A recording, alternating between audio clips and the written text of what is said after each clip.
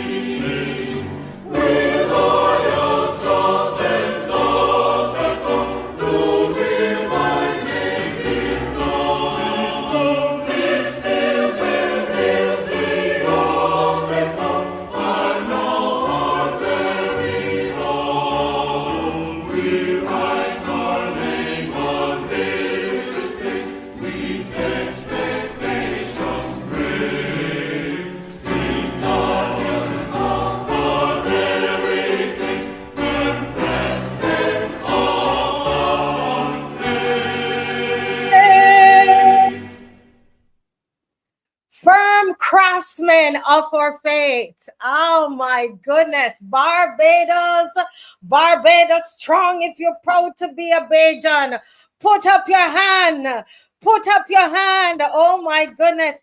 You see, this is the national flag of Barbados.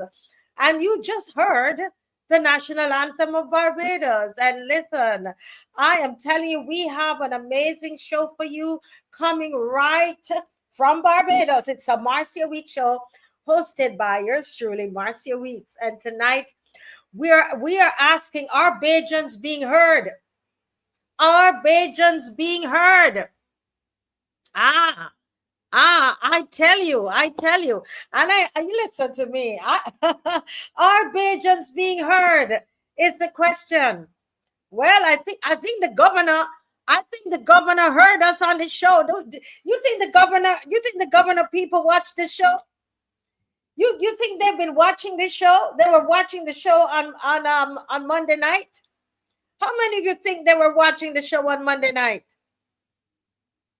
Are Bajans being heard? Are Bajans being heard?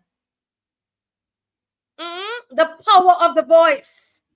The power of the voice. And we have been saying that on this show, all of the panelists and the guests. We have been pushing the power of the people on the show. The power of the people. the strength of the people, the strength of Barbadians to speak up. Open your mouth and speak up. So tonight listen, tonight we have an amazing show all the time. We have a great show lined up for you. Tonight we're going to go back to elevate the seed. We're going to part 2 when our young people are outside and they are in the fields and they're doing their agriculture. With yours truly, I'm teaching them the little bit that I know. But the point is that if all of us would go outside and get into the fields, we probably would cut the import bill. Did you all hear the Minister of Agriculture saying what the import bill was? Oh my, the food import bill. Let's be specific. Well, I tell you.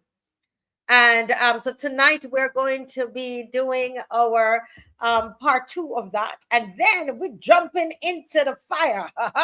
So we're jumping into the fire right after that. All right. Right after that, we are going to get to this apology. We're going to talk about the spirit of the Bajan people, and we're gonna get to that apology. We're going to deal with that apology at 7:40 this evening, and at 8 o'clock, Mr. Andre Worrell is going to be joining us. Okay, Andre Worrell is going to be joining us, and he's going to be talking about economic growth or job displacement. I am getting reports of Barbadian workers who are being victimized. In their opinion, victimized by Chinese companies in this country. Businesses that are being pushed out of business because of the Chinese. And a lot of us, they don't want us to say this because, you're speaking against another people of another country.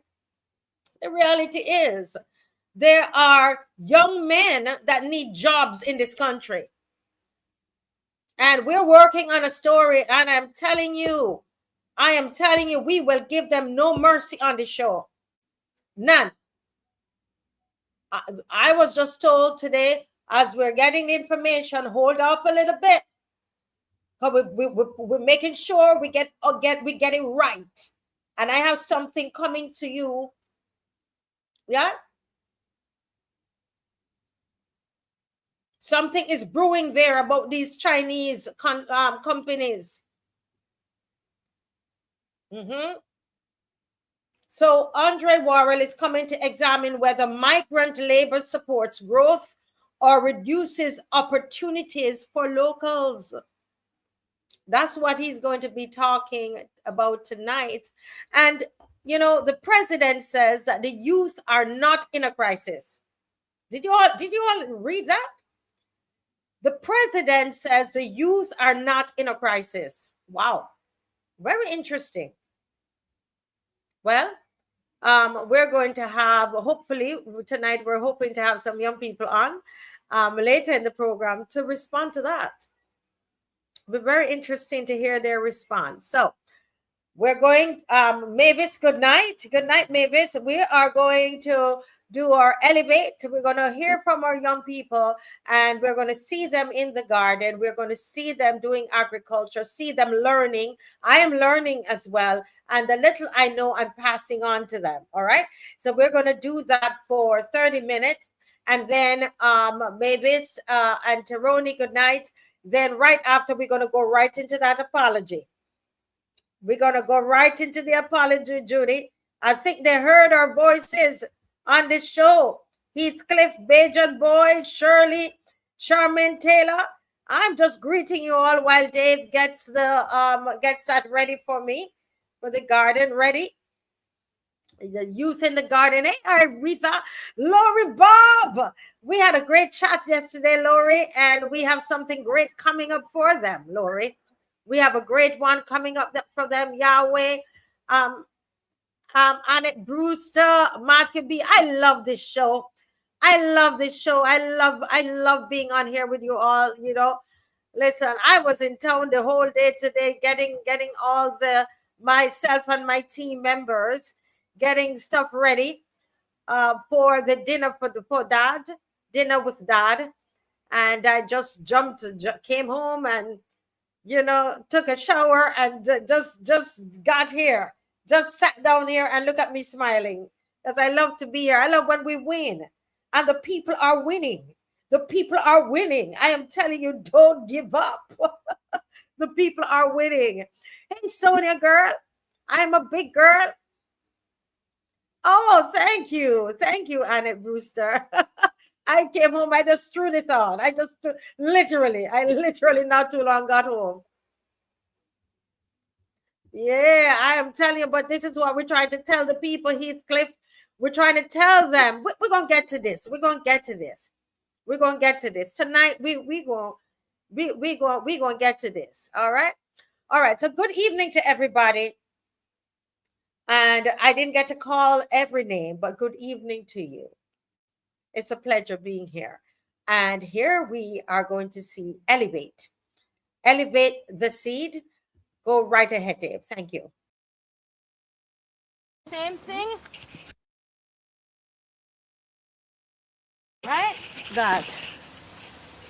You have to, when we plant these, we have to get them watered. If you don't water it, it will die. You can send Jalea there. Right. Send Jalea there. Send Jalea there. Jalea lives close. But this, you see, guys. You see, guys, with your lives is the same thing. You have to care it. Right? Yeah. Yeah. Real busy. How do you throw water on your life? How you throw water? Somebody said, Gracie. Somebody said, how do you water your life? Make a building. Auntie Marcy, is this the hole? Yes. That's good. We can put Jalea here. So we're going to make them, look, use your hand and go two, okay? It's 2 spans. You follow me? No. So, look, one hole is here, turn the other hand, so the next hole is going to be there. Follow? Does that make sense? So Yeah. So, yeah. I mean, that's hole over here. So put a hole right there. I could be the supervisor. So that's good right there. In the meantime, great. Dig, Jalea. Watch your face. I could tell, Jalea, you have never done this. Right. So, Jalea, all right, take it easy. All right, Gracie, come. Use. It's fork is not to be used for this, but I think you can get it done with it.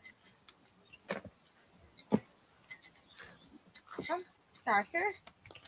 And you can use that and you dig a hole. Okay? Okay. And then you use 2 span and go and dig another hole. Okay, so that's already one hole, so I can move on. Yeah, move on. Yeah. Come on, quickly. She said go like this, Grace. Yeah.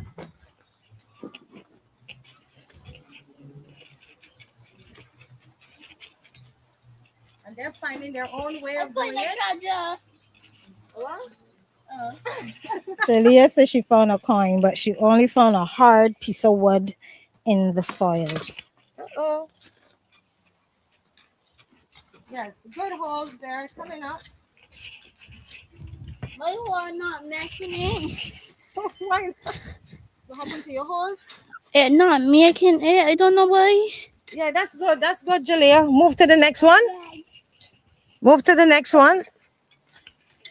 Gracie, you're struggling? You can put come on, you can put one in, put something in A little bit. It's hard to do anything with this because it goes. Be careful! Did you do that on spite? No. No, yes, she did. No, she just well. All right, do this. Come, Grace, use this. You can put the ones in the middle. Let me show her. Hold this for me and let me show her what to do. Look at what I'm doing. I put it on the side. Look, Grace. And you're just gonna dig like that. I feel like I'm digging a grave. That's why Kamoyo's so good at this. Because like She's a Yeah, magician. exactly. And then you go and do another one. You got me? right. Yeah. Gracie That's- say, you know come what on, you're this is doing called? well. A hoe. Not a hoe. Gracie say Kamoya is doing that because she want to be a mortician, so she probably like digging holes. She not a funeral.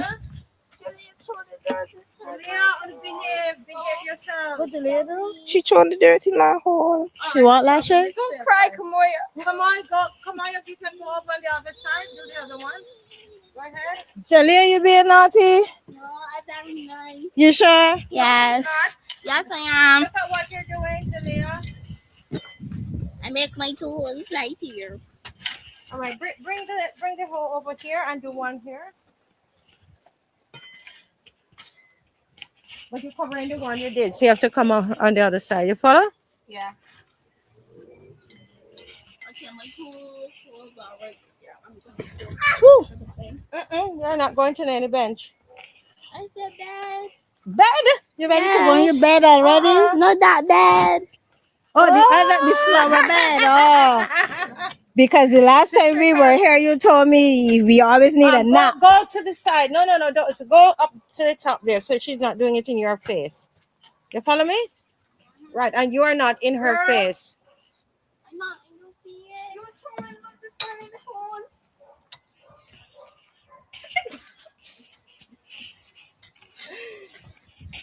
Yeah.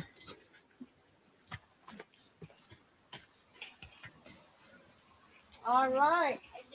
Gracie, all right? Yep.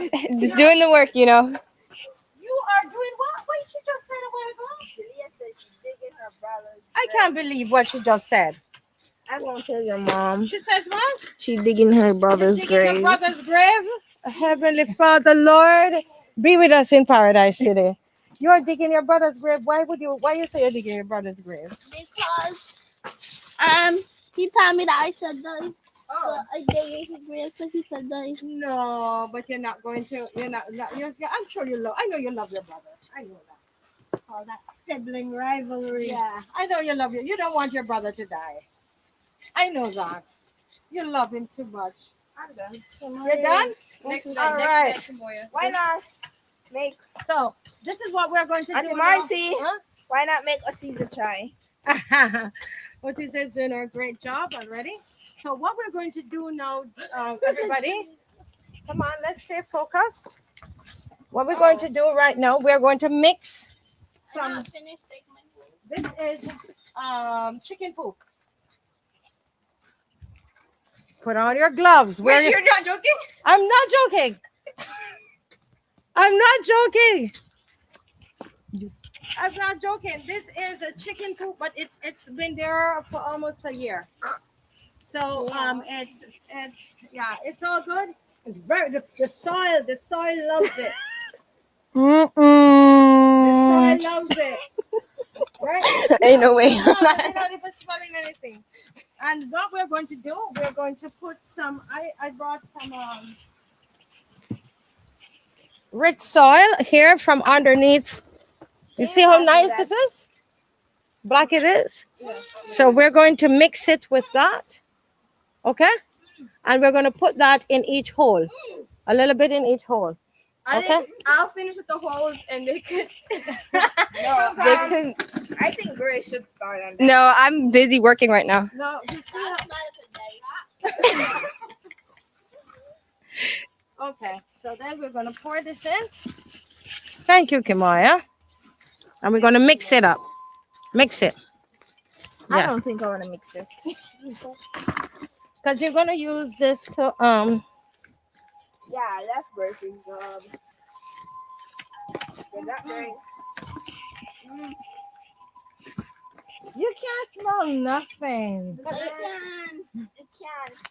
how many of I you actually can. Yes, I can. how many of you actually do biology? Me. Me. Who does? Jalea, Otiza, and And what, Kimoya. based on your knowledge I of, do biology. Oh, and Gracie, sorry. based on your knowledge of biology, what do you think that the chicken poop is going to do? Fertilize? Fertilizer. Yep. Yep. Or cow poop. People be using cow poop a lot. Yeah, that's better.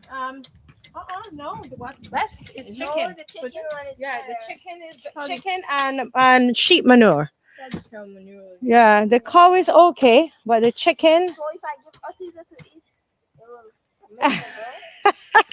If you give what you said, if you give Otiza the chicken manure to she will make her grow. Otiza.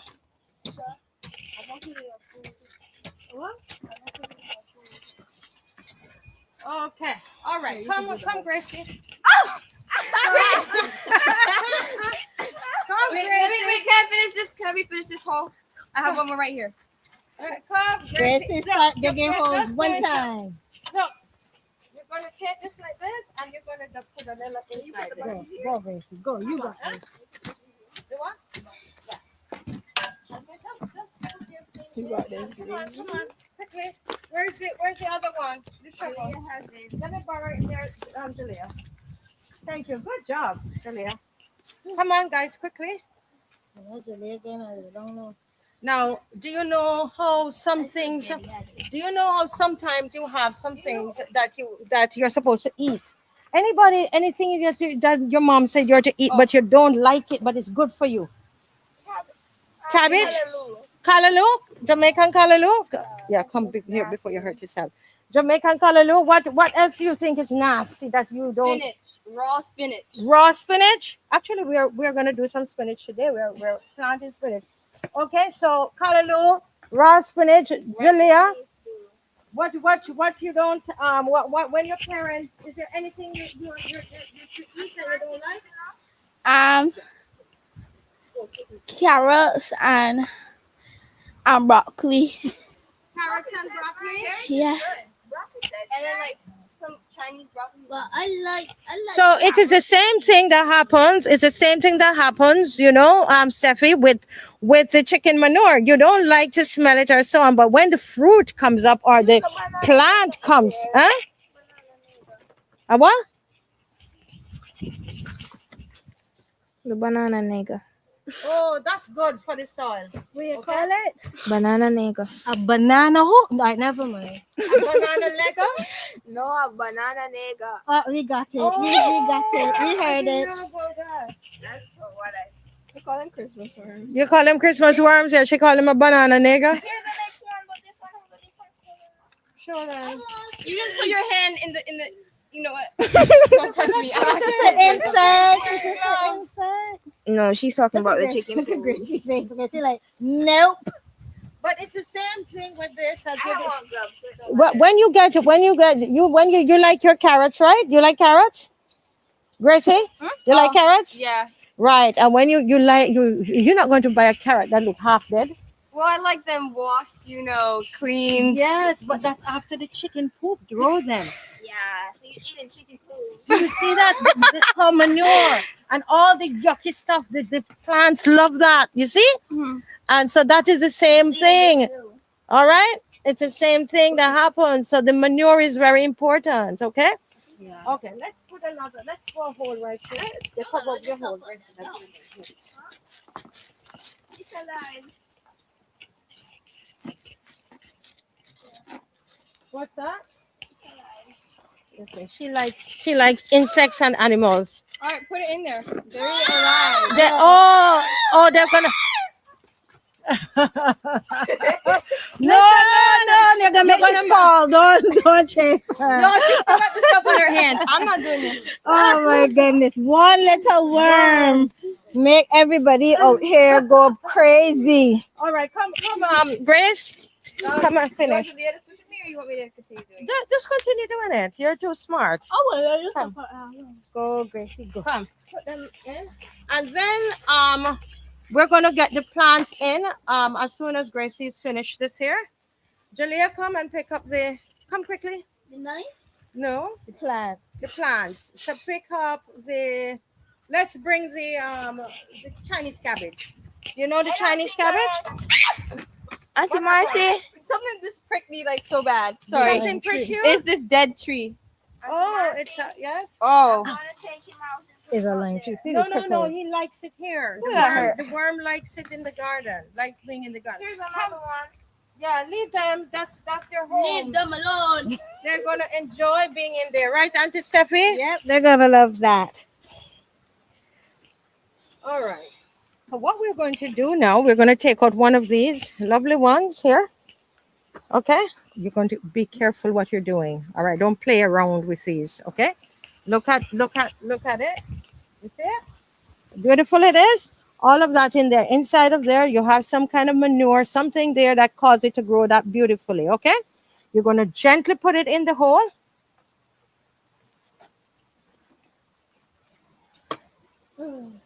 Okay. Right. All right. Hold this and let me show you now what we're going to do. All right. And you put in there, and then you're going to take some of this, just a little bit of this more, and put around. Okay. And then you're going to take some of this, the topsoil here, this garden soil, and you're going to, there you go, and you plant it. Girls, you saw that? Yeah. You saw that? Yeah, you put the chicken poop around it. Well, it's not just chicken poop, but I want to touch it. all right. So come, guys, focus here where you want to get the worm. Okay. You have to wait until it opens. Do not. Okay. It's good to see girls want to touch worms, though. That's nice. I have on gloves. That's what I'm touching. I think this one. But this one's pretty. No, it's alive. You have to wait until it opens. You have to wait until it opens. All right, I'm gonna start touching these- planting. Yeah, come this way. Let her come. idea. So Where the plants are. How do I take it out? I don't want to or just grab it. Yeah, not grab it. Bring it. Let me show you. How? You go underneath yours. And pop it out. Yeah, kind of. Yeah, just gently. Yeah, gently. Kind of. But these are not coming out as much. So yeah, just. That's pretty with the roots. The roots. Yeah, show the camera the roots. You see that? All of that, because it has compost material. It has, little manure and all that. So the plants love it, Gracie. They love it. All right, Gracie, so plant it right there. Yeah. Oh. Then my first I touch it, one of these. Can I take What one on Auntie Marcy? Oh my gosh. Yeah. Gently, please. Yeah, go ahead. Yeah, just put it right down, and you have to get it. Look at mine. You see mine?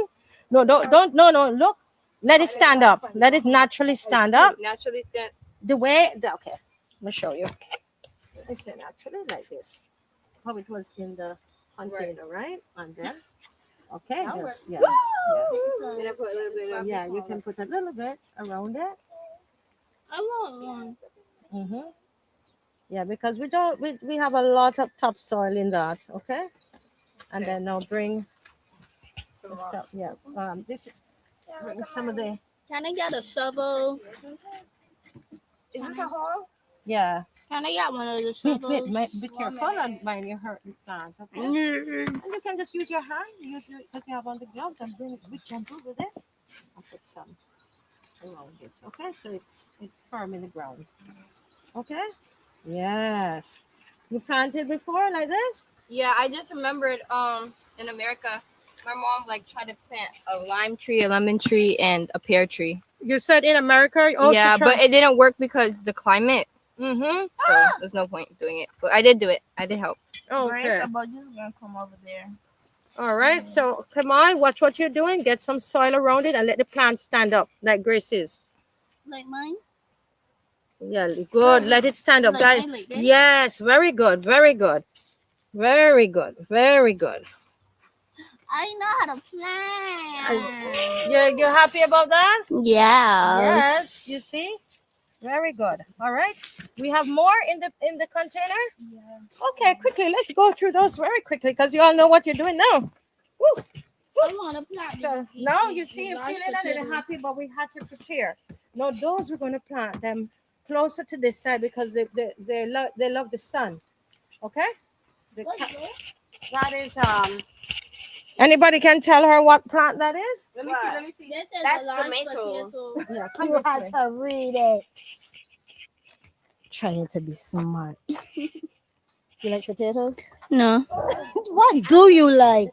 Ketchup. Oh my goodness. Chinese cabbage. Yeah. Tomatoes, it's the same thing as ketchup, but I just don't eat tomatoes. I just eat the tomato sauce. But You like the processed vegetable? yeah. There you go. Handle her gently.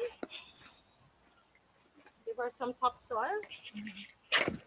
I want to name my Betty. You want to name her Betty? Yeah. You want to name your plant Betty? Mm-hmm. But you break the thing. No. No. All right, so you have Bye, to be Betty. careful. Hold it there. I'm Bye, going Betty's Betty dead. All right, wait. Watch your foot on it. Put the others over here. They're gentle. You remember I told you have to be gentle. Can I have with them, one? girls. Sure. Be very gentle. Betty. Come on, come down this side because we're gonna get more. No, we're gonna get more sun over down on this end. You see? And the tomatoes love the sun. Betty died. Betty's not dead. She just been in an accident. All right. Good job, Gracie. Great job. Great job. I don't know why I'm with my daughter. Okay, so let me help you with that. Gracie, in the meantime, Don't put that. you have get No, some 'cause water and come back and then then we're gonna bring some water. You see how you're dizzy? You see how you're dizzy? That's how the plants, right? And they won't get any water. So when they're in the sun. So you're gonna come back and then bring some water and begin to water them, okay? All right.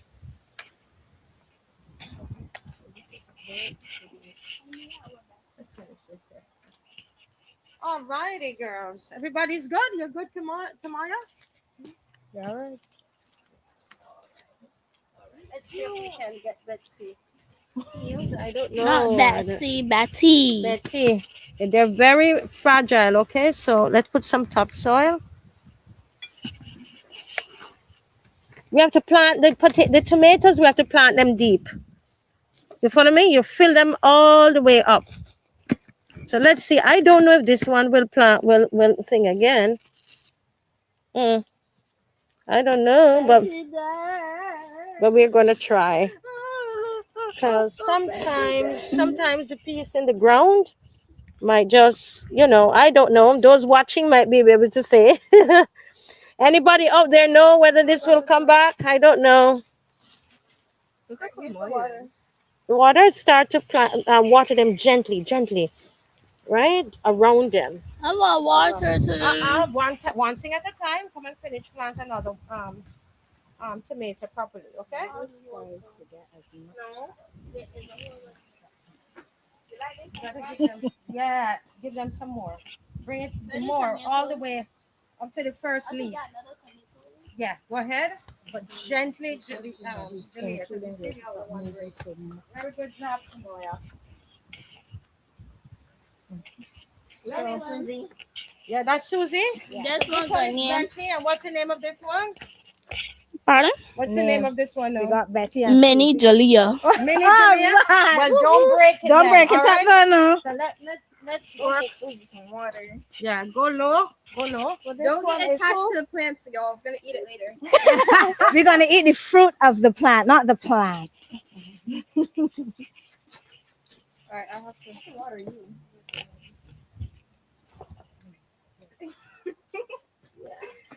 You know what we should do, Stephanie? We should get that hose and put on. I think that we missed a step. I think we should have wet this first. Because it's dry. Yeah, we probably should have wet. I think we should have wet it first. Those of you watching, we should have wet it first. All right, come, Julia. Who's planting? Julia, oh, you planted already? Bring stuff up to the first, as well close to the first leaf. It needs more around it. Let me show you. Wait. This is a garlic. Look at what I Wait, did you get that from the dirt? Yeah. Don't smell that. It could be mixed in the chicken pool. No, that's all right. I found a Okay. So have you planted a tomato yet? I think so. You did. What You is did this? it. Oh, cabbage. garlic. I did cabbage. So get a tomato over there, and let's go. I planted Susie and Emerald. Huh? Susie and Emerald. Was that cabbage and tomato? Yeah.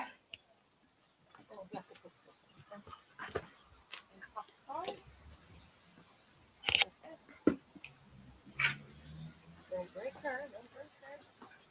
What is you naming her? I want water No. on my mini Jalea. Can I get a shovel? Here you go. I'm watering the Jalea.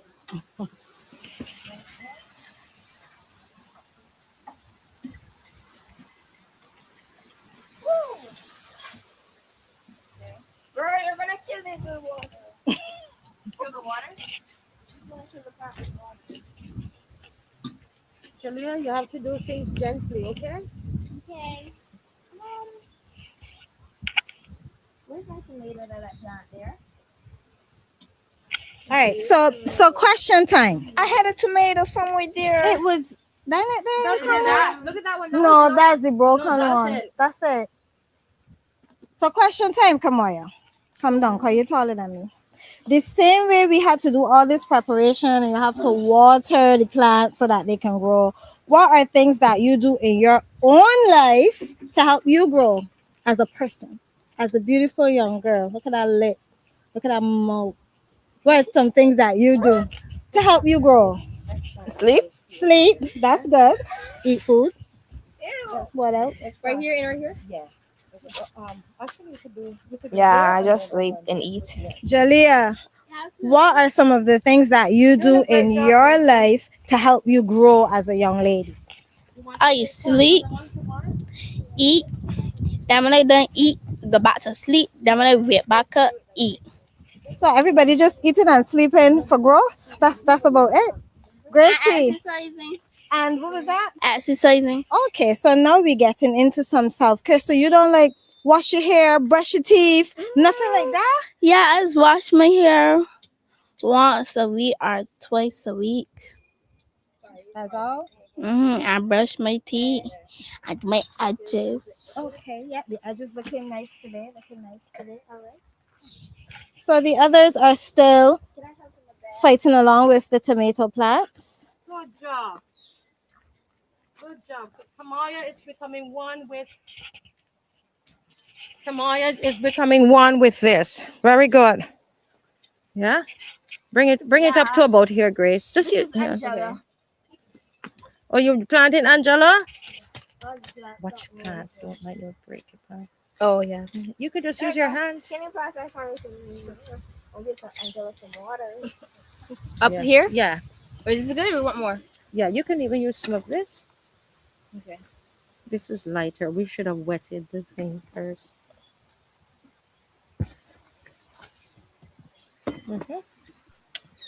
All right, so we're going to water now. I already wanted Angela. You wanted Angela? Oh, good. So we got all of our Is that good or more? oh, lots more. But you see how dry the bed is? Oh, then I probably need to redo those. Yeah, ones. so go ahead and put some more water. Come now, Jalea. That one's mine. Okay, there's another one there. Come on, go over it and put some more water.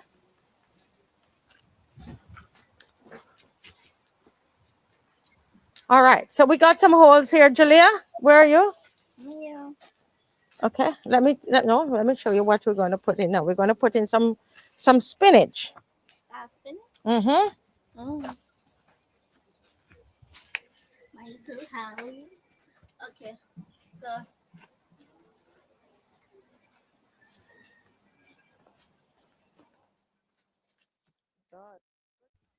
Folks, that was elevate the seed. Elevate the seed. And on screen, you saw Kamoya Grosset, Jalea Brathwaite, Grace Bly, and my co-host Steffi. And Steffi is also co-producer. She's also one of the producers of this. And we want to thank Praise Academy for being one of the sponsors of this segment of the Marcia Weekes Show, Elevate the Seed. And we're not finished yet because it is our hope that this summer, you will get your children. Is it your grandchildren, your children, your nieces, your nephews? Get them outside, right? And make sure you get gloves. You notice I wasn't wearing my gloves because I wasn't yet part of the class. Oh my goodness. I learned afterwards the importance of gloves. And so I am doing my best to change that at the moment. All right. Somebody said, where are your gloves, Marcia? But I really do hope that you would get out there with the young people and let them connect with nature. Let them connect with nature. Let them, you see how happy they were. One of the girls said, I planted something. And what is so wonderful about this is that I was there today and I water on Wednesdays, and they go and they water on Saturdays. But in between, we've created an irrigation system, and we're going to show you that with the water bottles. And those plants look so healthy. So far, they look really, really healthy, and I'm very, very happy with the way they look. I saw them today. I'm like, wow, those tomato plants are growing because we have a watering system that we've set up using the empty water bottles, as I said, and they created and put holes in them and everything, and so they're doing well. So my aim is that we'll be willing to go outside with the children this summer. All right. God bless you. Well, that's the end of the Elevate segment, folks. Yes. That's the end of the Elevate segment. Well, we're going right now into the governor. And we're naming the governor apologized. Well, if you didn't hear the apology, we are getting ready to play that right now. Today, we learned two things from the apology. First, BIMPE has cost approximately $6.7 million so far out of a $10 million budget. And second, the governor of the central bank has apologized for comments that he made when asked about those same costs. And some of you would remember. But before I say another word, I want you to hear the apology for yourself. Dave, which one is this are we hearing? Okay, so we're going to hear before. So this is what happened, and then Dave is going to play the apology right after. Go ahead, Dave. Now, as much as you would like to hear, I ain't putting no figure out there. Because if you put there, why matter you can pay for it? And also why you want to know it for.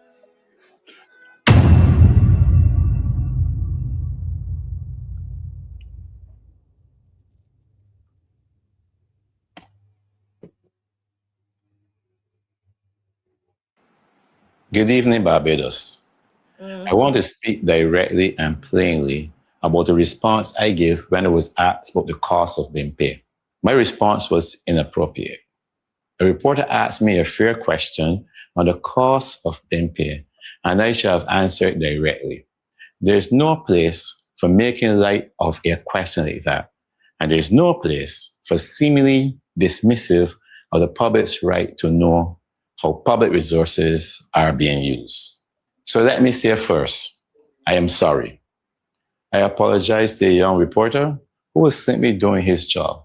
I also apologize to anyone who heard my response and felt that I was being disrespectful, evasive, or unwilling to account to the people of Barbados.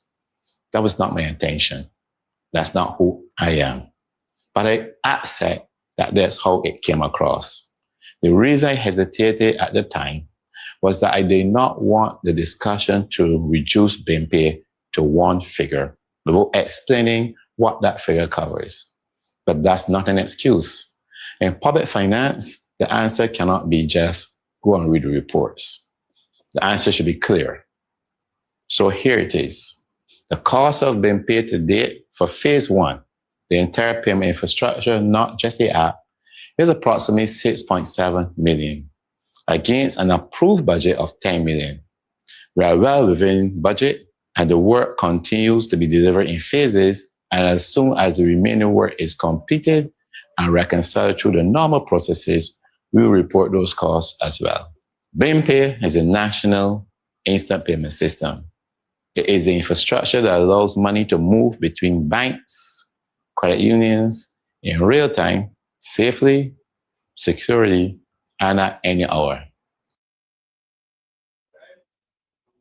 Prior to the introduction of this system, our payment system was predominantly private owned. BIMPE reduces the cost of doing business because there are no fees for individuals and fees for micro and small businesses have been capped. Full public ownership of this new national payment system by the Central Bank of Barbados allow us this flexibility among other benefits. I'm also aware that some Barbadians have had difficulty with the app, particularly with registration with obtaining tokens, and with linking multiple accounts, and indeed with the overall app experience. I understand the frustration. We are working with the banks, credit unions, and with our technical partners to fix those issues and to make the system easier to use. This is an important project, but public confidence is even more important. And therefore, when I misstep, I will always own it. There was never any intention to hide anything, as I've said before. You cannot hide expenditure of this kind in public financial reporting, to which I have referred. The central bank have always been prepared to explain clearly what has been spent, why it has been spent, and what Barbados is receiving for it. I have been committed to public explanation of economic and financial issues, as you know, for example, in the Explainer series, and I've done that over the last couple of years. Thank you for holding me accountable. We will continue to provide the information clearly, and we will continue doing the work with you to make BIMPE serve you and Barbados well. I thank you. Well, folks, you heard it. Now, when someone acknowledges that they got something wrong and when they apologize, we should recognize that, right? And it does take a lot to come and to say, I'm sorry. But tonight, I don't want to focus on the apology alone. And later in the program, I hope that quite a number of you will call in at the 9 o'clock hour to discuss this. I really want to talk about something that is much bigger than the apology. I want to ask a simple question. Are BAJANS being heard? Are BAJANS really being heard? The real issue was never just about BIMPE. The real issue was never just whether the cost was 6.7 million or 10 million or any other figure. I think, in my opinion, the real issue was whether ordinary Barbadians still have the right to ask questions about how public money is being spent. I remember when Carifesta occurred, and we and the then leader of the opposition was asking about how much money was spent. The answer was not framed this way, but it was the same attitude. What you want to know that for? We will tell you when we are ready. That was how it came across. They never said that. So the real issue was whether journalists can do their jobs without being dismissed, ridiculed, or made to feel that their questions are somehow inappropriate. The real issue with what occurred was whether those who hold positions like the governor of authority remember that they are accountable to the people. I hope he remembers that now, and he said that in his apology.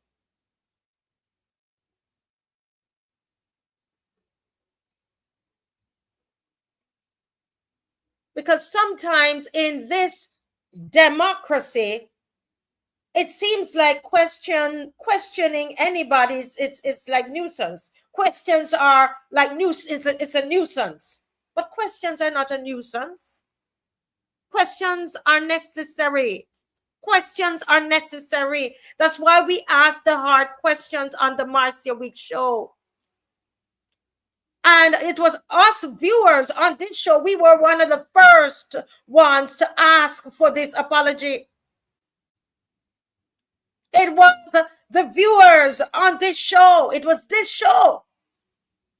Because we have learned that questions are necessary. And I hope we will never forget this moment. Questions are healthy. Questions are how accountability works. Questions are how citizens participate in the governance of their country. Can you hear me, please, tonight? Let's move.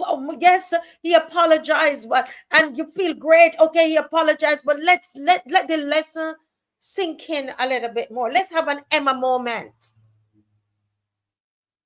Every dollar spent by government comes from somewhere. And Barbados, we're going to have to ask questions in this here country. Sometimes we're going to have to ask the questions soft. Sometimes we have to ask the questions loud. Every dollar spent by government comes from somewhere. It comes from us, the taxpayers. It comes from workers. It comes from business owners.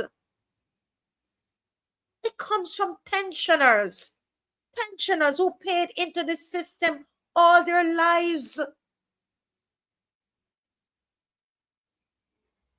It comes from ordinary Barbadians, ordinary Bajans who work hard every day to build this country.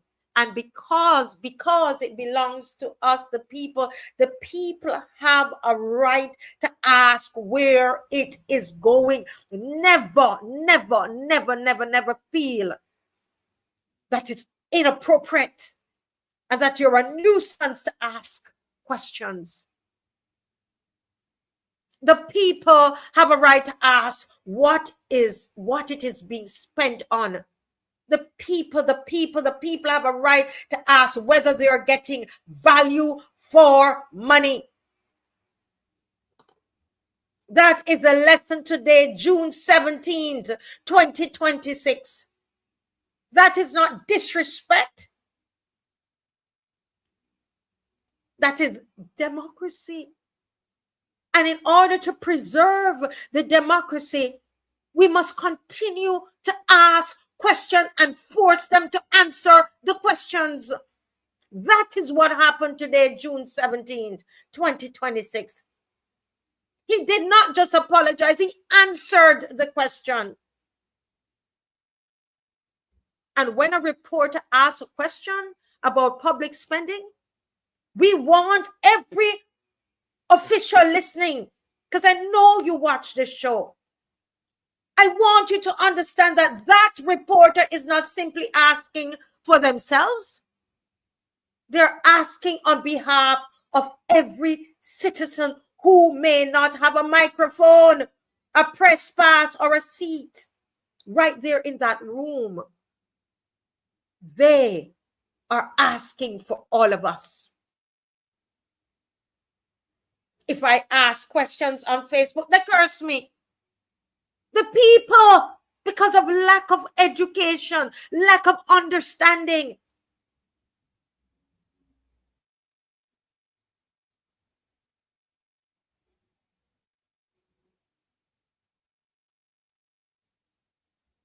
These reporters, they're asking for all of us. I know we say the media, this and a lot of times, but this young man, a young man, I think I've got his name, and I'm telling you, I'm going to celebrate that young man. He should feel very tall tonight, feel like a true Bajan.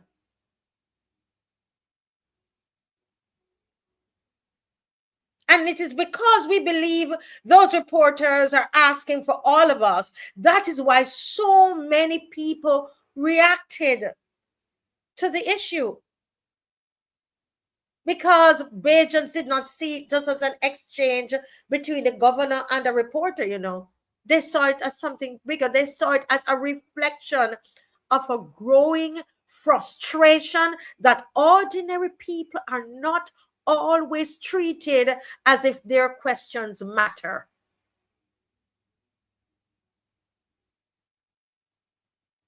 Barbadians saw this, in my opinion, as another moment in which citizens felt talked down to rather than listened to. How many times it happens in here with this government? This is a talk down to government. They talk down to us, snuffy in their noses. And we are saying today, June 17th, 2026, enough is enough. Because you know how many of you call me and say, Marcia, let's hit the streets. We ready. We have not gone yet for the year.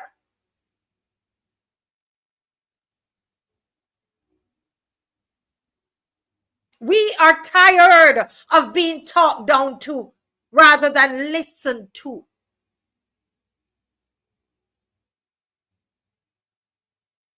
And whether you agreed with the reaction or not, one thing became clear. The people spoke. The people spoke.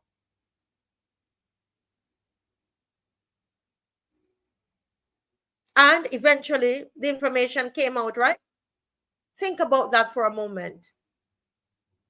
The information came out because of us. Do you understand that? The pressure.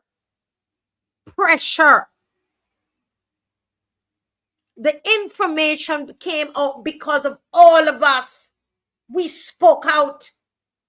When I put something on Facebook and I said, how many of you think he should apologize? You should see how many. That post has reached thousands.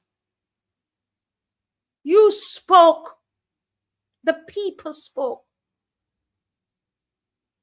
Not because we remained silent, but not because they accepted what they were told. We didn't accept it. Not because we decided it was none of our business, or we want to chuckle and laugh away like the other embarrassed journalists in the room. The information you heard tonight and the apology came out because you exercise your democratic right to ask questions and demand answers.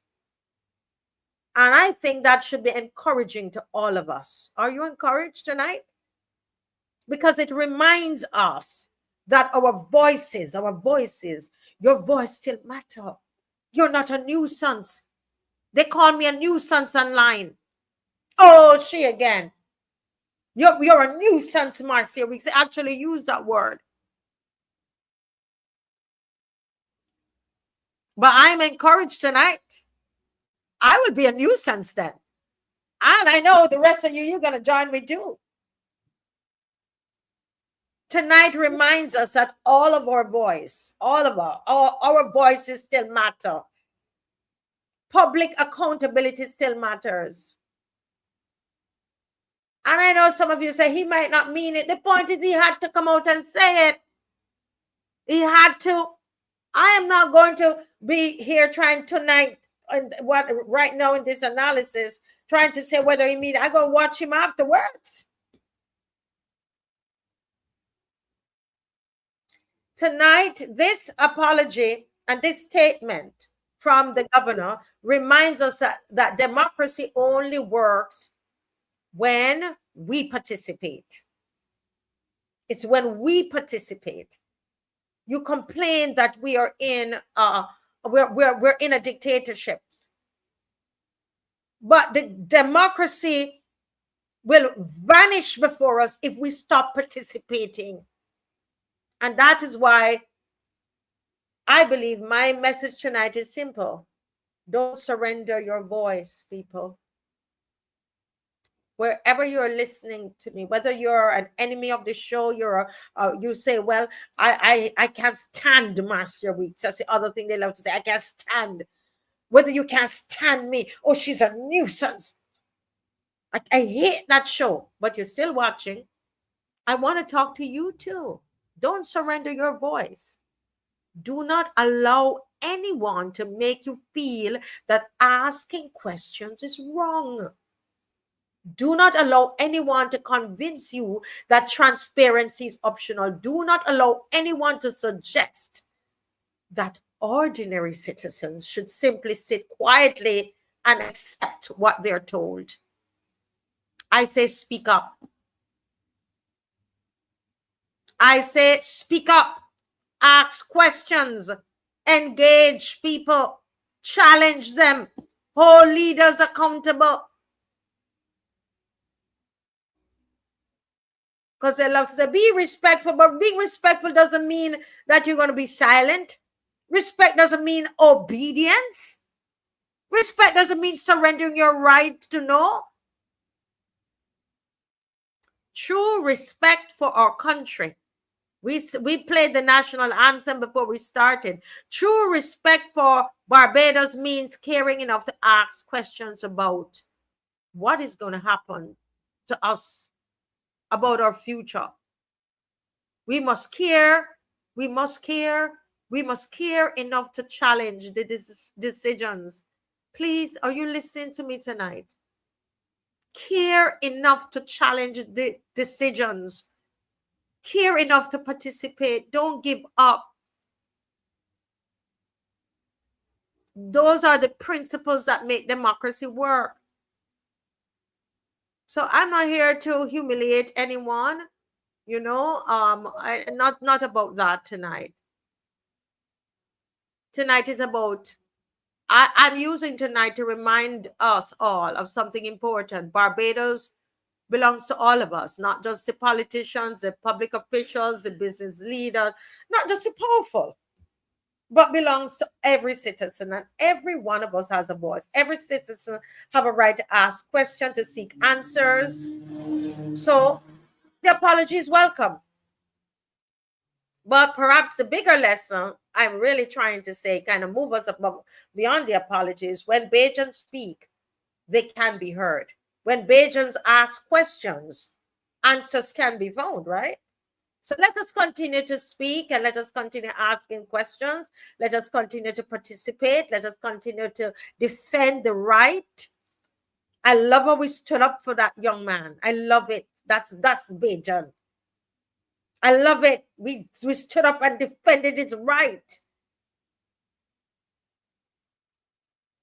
Because the future of Barbados will not be determined by those who choose to remain silent. Let me repeat, the future of this country will not be determined by those who remain silent. It will be determined by citizens who, like you and I, who care enough to speak. And so I leave you tonight with the same question which I started, and which the show is about: are Bajans being heard?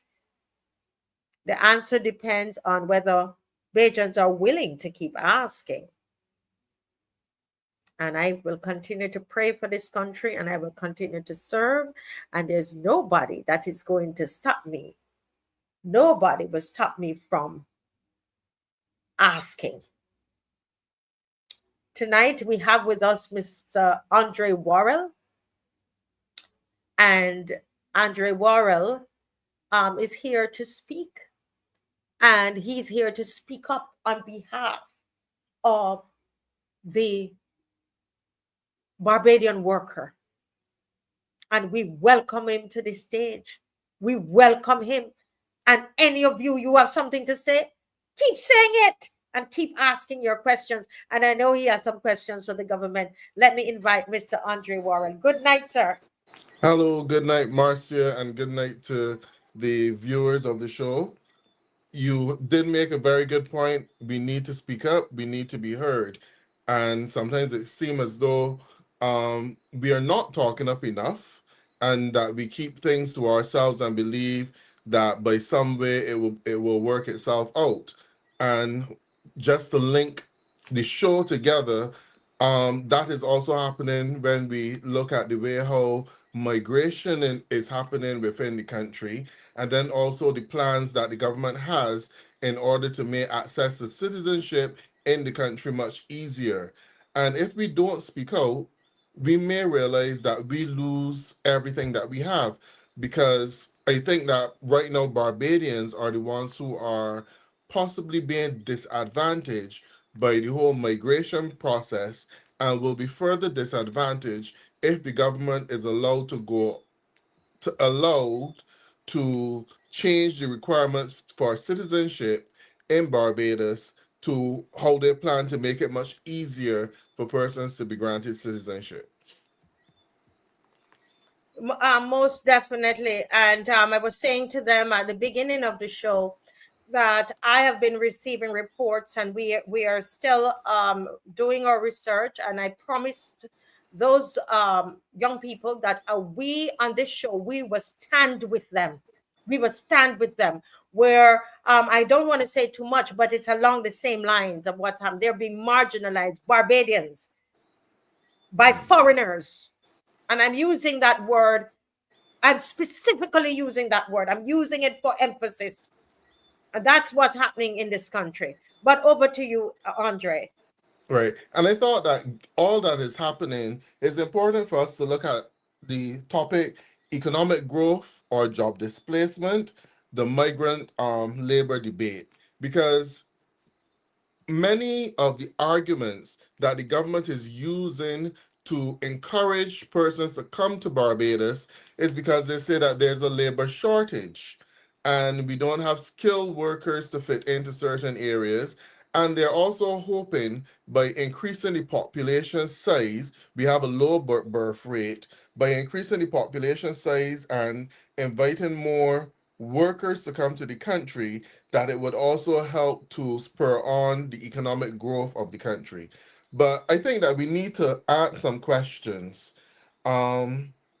Is there genuine evidence of a labor shortage, or are migrants filling jobs that locals would otherwise take? Because you're noticing that a number of the jobs being taken by the migrants are the entry-level jobs for normally our young people. And many of our young people are complaining that they can't find a job. And when you travel across the country, we have a construction boom, but not many Barbadians are employed on those construction sites. Yet, so you have blocks that are filled with people. You have neighborhoods with young people who say they can't get a job. You have hotels being open, and you have a number of young Barbadians saying that they applied, but they or maybe they're called for an interview and they're still not getting jobs at these hotels.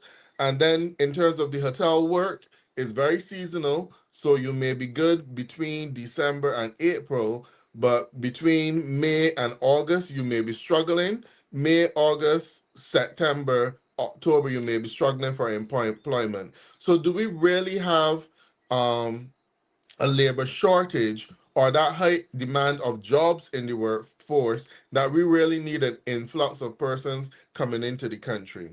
And something that I find rather interesting, I don't know if you have the video that you can share. Now, we've been seeing quite a few promotions promoting Barbados and encouraging people to take a trip to Barbados. We thought that these persons would be coming to Barbados for a holiday, but we are seeing in majority of the promotions, it seems as though it is more than a holiday. It is a long-term stay that is being promoted. One of those videos I watched, there was a comparison between the Barbados dollar and the US dollar and how strong the dollar was, and comparing the value of the Barbados dollar to the local currency in the country of the influencer, and basically saying you might as well come here and get this Barbados dollar because you have more spending power back in your country. All of these, so now you have persons that are supposed to be coming for holidays, coming for jobs. And this has nothing to do with our welcome stamp program. I don't know if you're going to show the video. You can go ahead if persons have not seen the video, and then we can talk about it. So I made a video comparing Barbados dollars to United States dollars, that every 2 Barbados dollars equals to 1 United States dollars, meaning 100 Barbados dollars equals to 50 United States dollars. In my country, 100 Barbados dollars equals to 75,000 naira. And somebody said that is not how to rate value of a currency, that I have to check the minimum wage first. My brother, I'm sorry to disappoint you. Minimum wage in Barbados per hour is $10.75 Barbados money, like $10.75 of Barbados dollars. If you convert $10.75 of Barbados dollars to American dollars, meaning the poorest of the poor person is making approximately $5.30-something cents American money. $5.30-something cents American money. Remember, they pay less tax here. You understand? They pay lesser bills here. So whether you believe it or not, somebody living in Barbados is making way more money than somebody living in America. So if you cannot have this, you have this. You get to the point now, if you cannot have this, you can have this. This can change your life forever. Only for business-oriented people, not regular people. You see, Barbados is not your mate, brother. Barbados is a younger brother of United States dollars. Like if you live in Barbados, you are living in a heavenly glorified version of America. You get to the point now. So I made a video comparing Barbados dollars. What? Andre, I only listened to the beginning of this video. I can't believe. Anyway, it's your segment. Go right ahead. So you see how Barbados is being promoted and how you can actually have an influx of persons coming here not for a holiday, but to find work and, basically get as much money as you want here in Barbados and send it back home. And what will this do for jobs in Barbados for locals? What would this do in order to protect locals in Barbados?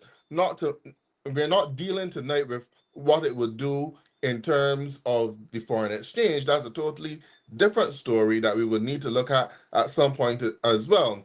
But you have it here that, yes, for many persons coming from the areas where the exchange rate, their dollar to the US dollar is very high. When you come to Barbados and you earn a Barbados dollar, you are making a lot of money. And for that reason, that is why some of those people, migrant workers, when they travel here, what they're receiving as our minimum wage is actually like a pot of gold to them in their local currency. So therefore, they will work longer hours if need to. They would accept the harsh conditions if need to. And all of these things they will do, and it would eventually make it seem as though Barbadians do not want to work as hard as they are. But a dollar is a dollar in a man's country. When a Barbadian receives the minimum wage now, and he has to go to the supermarket, he's recognizing that that pay does not help. It does not stretch to buy groceries, to pay utilities, to pay bus fare, which for some people is almost $14 a day. And if you have a vehicle to put gas in your car, it does not stretch. But if you have a migrant worker who is living in a shared environment, and basically all they have to do is to pay for their accommodation and buy food, they really don't have to worry about a social life. They will cut and contract because they came to earn money to save to send back home. And there's also another thing that I would like to look at as well, because sometimes we don't think about these things. Now, oftentimes you would hear persons saying, okay, when you get, I'm not calling any nationalities because I don't want to bias any nationality, but when you get a migrant worker, you can ask them to work overtime at short notice. At 4 o'clock in the evening, you can ask them to stay until 8. They will gladly do that. But then they will compare the Barbadian worker, they don't want to do it. There are a number of reasons why the Barbadian worker might not be able to do it, and some employers don't seem to take these things into consideration. The Barbadian worker has their child to pick up from school or make sure that their child gets home safely. They have to go home and cook for that child. They have to go home and make sure the child does homework, take all of these things into consideration. Yes, they will probably like to stay and earn additional money, but in most cases, they don't earn overtime pay unless they would have worked more than 4 hours over the time, when they would probably then receive the overtime pay. But then when you have the migrant worker whose child is back home, in most cases, is back home being taken care of by a grandmother or the rest of the family, they have the luxury of time on their hands. because reality is they probably don't have anything else to do in the country, and they came to earn as much money as possible, so they will stay. But just because a Barbadian worker does not stay, it does not mean that this person is not productive and they're not willing to work. And these are things that we must take into consideration and not make it seem as though our Barbadian workers are not interested in the jobs.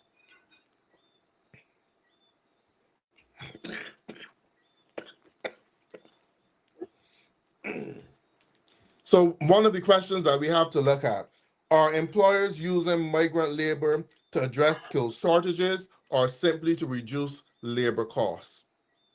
That is one of the things that I've found, that as long as you can get a migrant worker who is willing to work for the basic minimum pay, you will not be giving the Barbadian worker who would expect a salary increase on an annual basis or expect more money to make ends meet. You will not be giving that person the job. So are we making our workforce better, or are we causing our locals at the detriment of persons coming in? And then when you look at what has happened, the politics of the world, the US is closing their borders to migrant workers.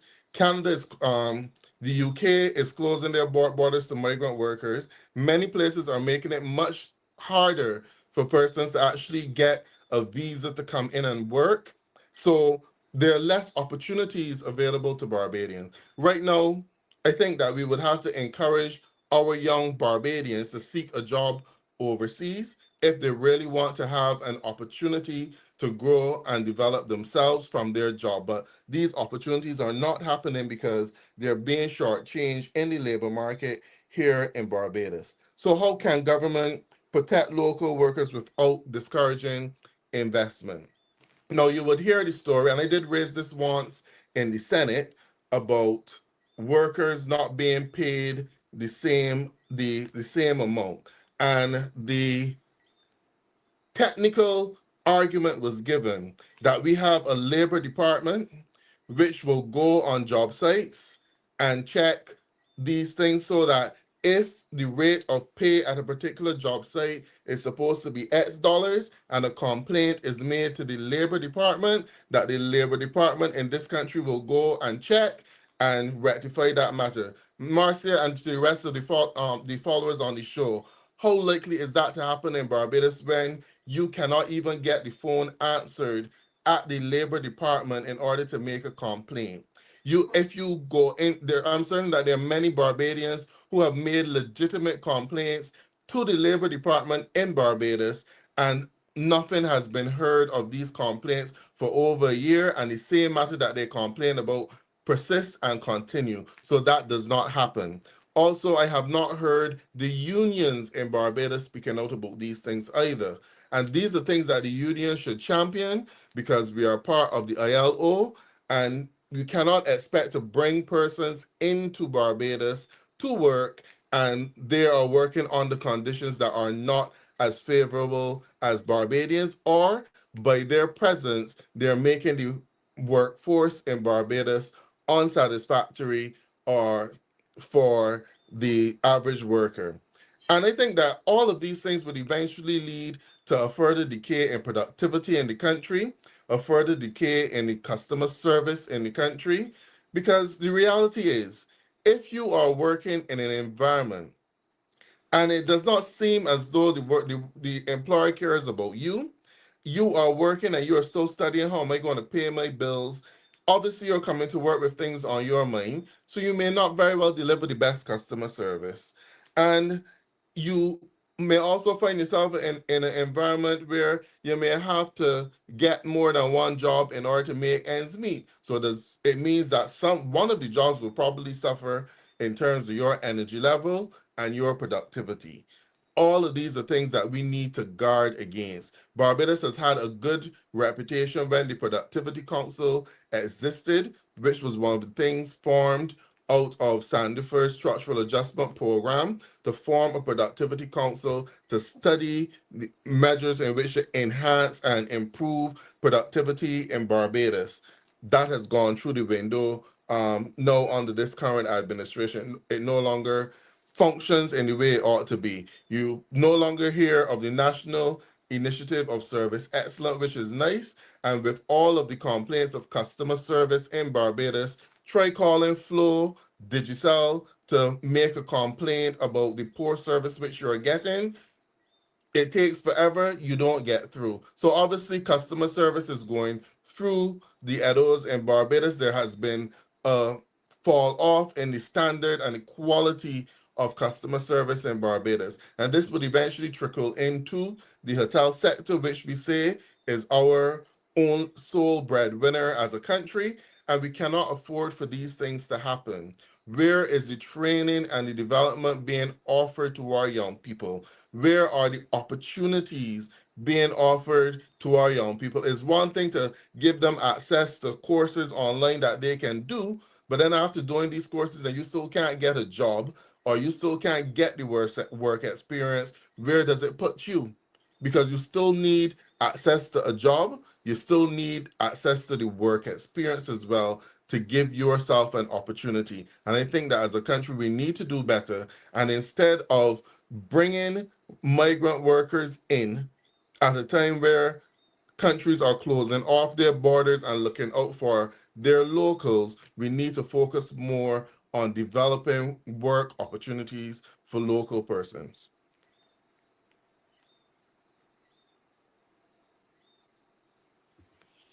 Yes, I'm here just listening to you, and somebody said, listen, this information just flows out of Mr. Worrell. Somebody said that to me the last time that you were here. It is just flowing out of you. And there's a comment here that says, someone, Lemuel Toll, is saying, does the government recognize that all of the rich countries are restricting migration, even though their employers are suffering from shortages? And it's what you've been saying, and I wonder what do you think is the end goal here for this government?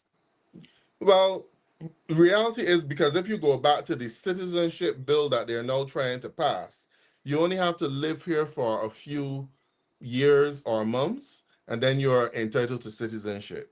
And that citizenship means that you get a Barbados ID card and that you get to go on the electors list. Maybe that is the end result for the government. There's the second part of it too. Look at who financed the government. You're not hearing any complaints from the employers and the large companies that finance the government. And if the government can allow them to have access to a labor force, which they have to spend less on, they would at least think that it would help to improve their bottom line and improve their profits. So I guess that the government is again looking out for who financed them, and also at the back end looking out for how they can win the next election. Because if a government allows mass migration, right, the persons who come in will more than likely vote for the government that allowed them to come, or the party that allowed them to come, because they wouldn't have an opportunity to know the lay of the land and the full situation. So maybe that is how it will help the government. I honestly think that we should not give away our citizenship. I think I read this week that St. Kitts and I think it was St. Lucia, that they're now required to have visas to enter Scotland because of their citizenship by investment program. Scotland is basically, no, Ireland, sorry, is basically doing the same thing that the UK did because of the openness of their borders. The UK did it recently in terms of this, because of the citizenship by investment program. A number of countries which have that, they have put restrictions on accessibility by making them get visas. So Ireland basically did the same thing, because you can stop getting to Ireland and easily walk across the border into the UK or into Europe because of their openness of the border. So they basically did the same thing. If we continue with this citizenship program where for the sake of a person having enough money or having a job and being here for X amount of years, 3 years or so, that they can eventually go and qualify for a Barbados ID card and then a Barbados passport, we may very well find ourselves in a situation where that is seen, it devalues the Yes. Barbados passport, and then all of the countries where we currently don't require visas to enter, we may have to get visas to enter. And with countries such as the UK, making it harder, they're not stopping migrant workers from coming, but what they're saying is that if you have a job and the country is willing to sponsor you, then you can come in. So it's a more controlled process. But right now, Yes. we have no control in place. As many as land and then can cry out that I am suffering, and a Barbadian can then offer them a job, they will come. And then they would eventually flood our shores. And as they do this, Barbadians are not getting the work. Then the next thing you have to look at housing, because migrant workers, 4 people sharing a 1-bedroom apartment.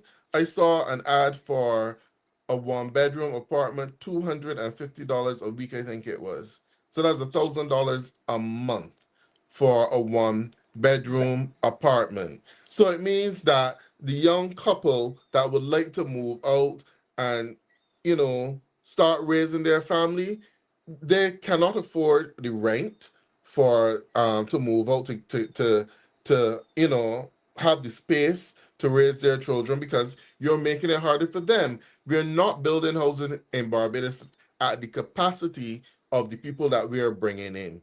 Like I said, the last time I was here, our healthcare system is not improving, and the World Bank had to come and tell us that our education system is also declining as well. Correct. But there may be something in that as well, because if the World Bank think that our education system is declining, they may be willing to offer us funding, another loan, to improve on it. So Correct. sometimes you have to wonder if some of these things are not structurally done to let the bottom fall out of the system, so that when we go a begging cap in hand, it will seem as though we have needs. Exactly. Right? Exactly. Because it's ridiculous. Today I heard on Brass Stats a parent complaining that their child is in 3rd going to 4th, and they gave the litany of the number of teachers who were not available, and they did not have any substitute. And I know this situation happened, has been constantly happening under this administration. They have not been hiring substitute teachers. They do not have the complement of teachers necessary for the school environment, but yet still there are persons out there who are capable of teaching who are not being offered a job.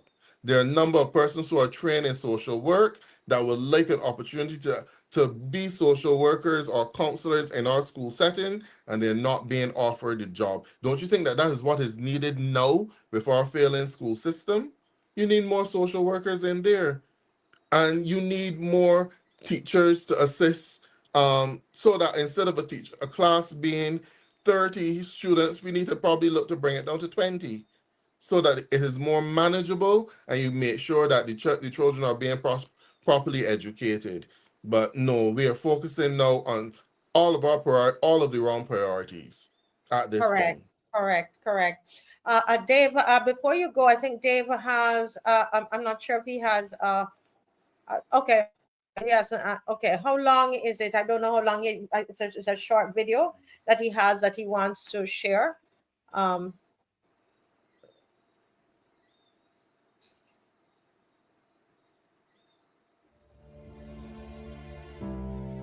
Fact 33. Barbados has a literacy rate above 99%, among the highest on Earth and the highest in the Western Hemisphere. There is no oil, no minerals, no rivers for hydroelectric power, no harvestable timber. When you strip away every conventional natural resource, the only thing left to develop is the person standing in front of you.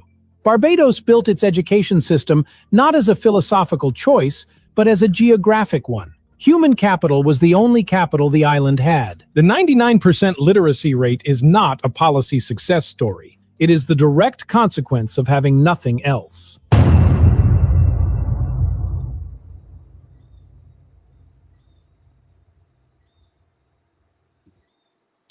Okay. Well, there you go. The human resources. Very, very true. Very true. We need to develop our people and not token development, but it needs to be genuine. It needs to be real. And just to go back to this whole situation with the difficulty with young persons getting a job, I was recently shocked by a young person who was at that stage about to graduate from UE. And I had asked the person, well, just a long story short, the person said, I don't really fight to get an A because an A does not help you to get a job in Barbados, right? That is reality.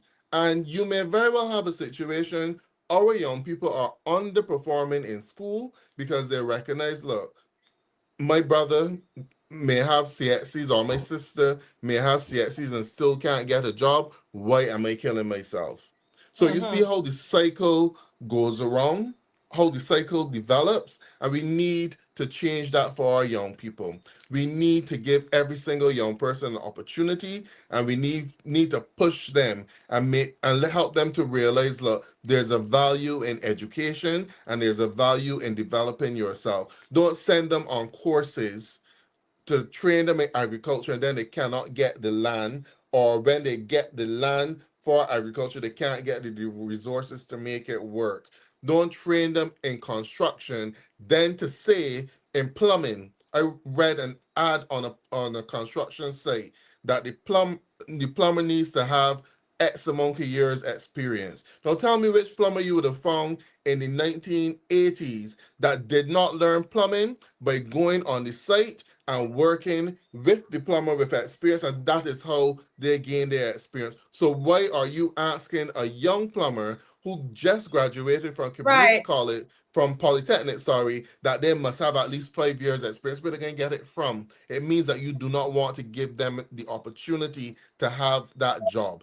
And our employers need to do better. Where is corporate social responsibility for our country?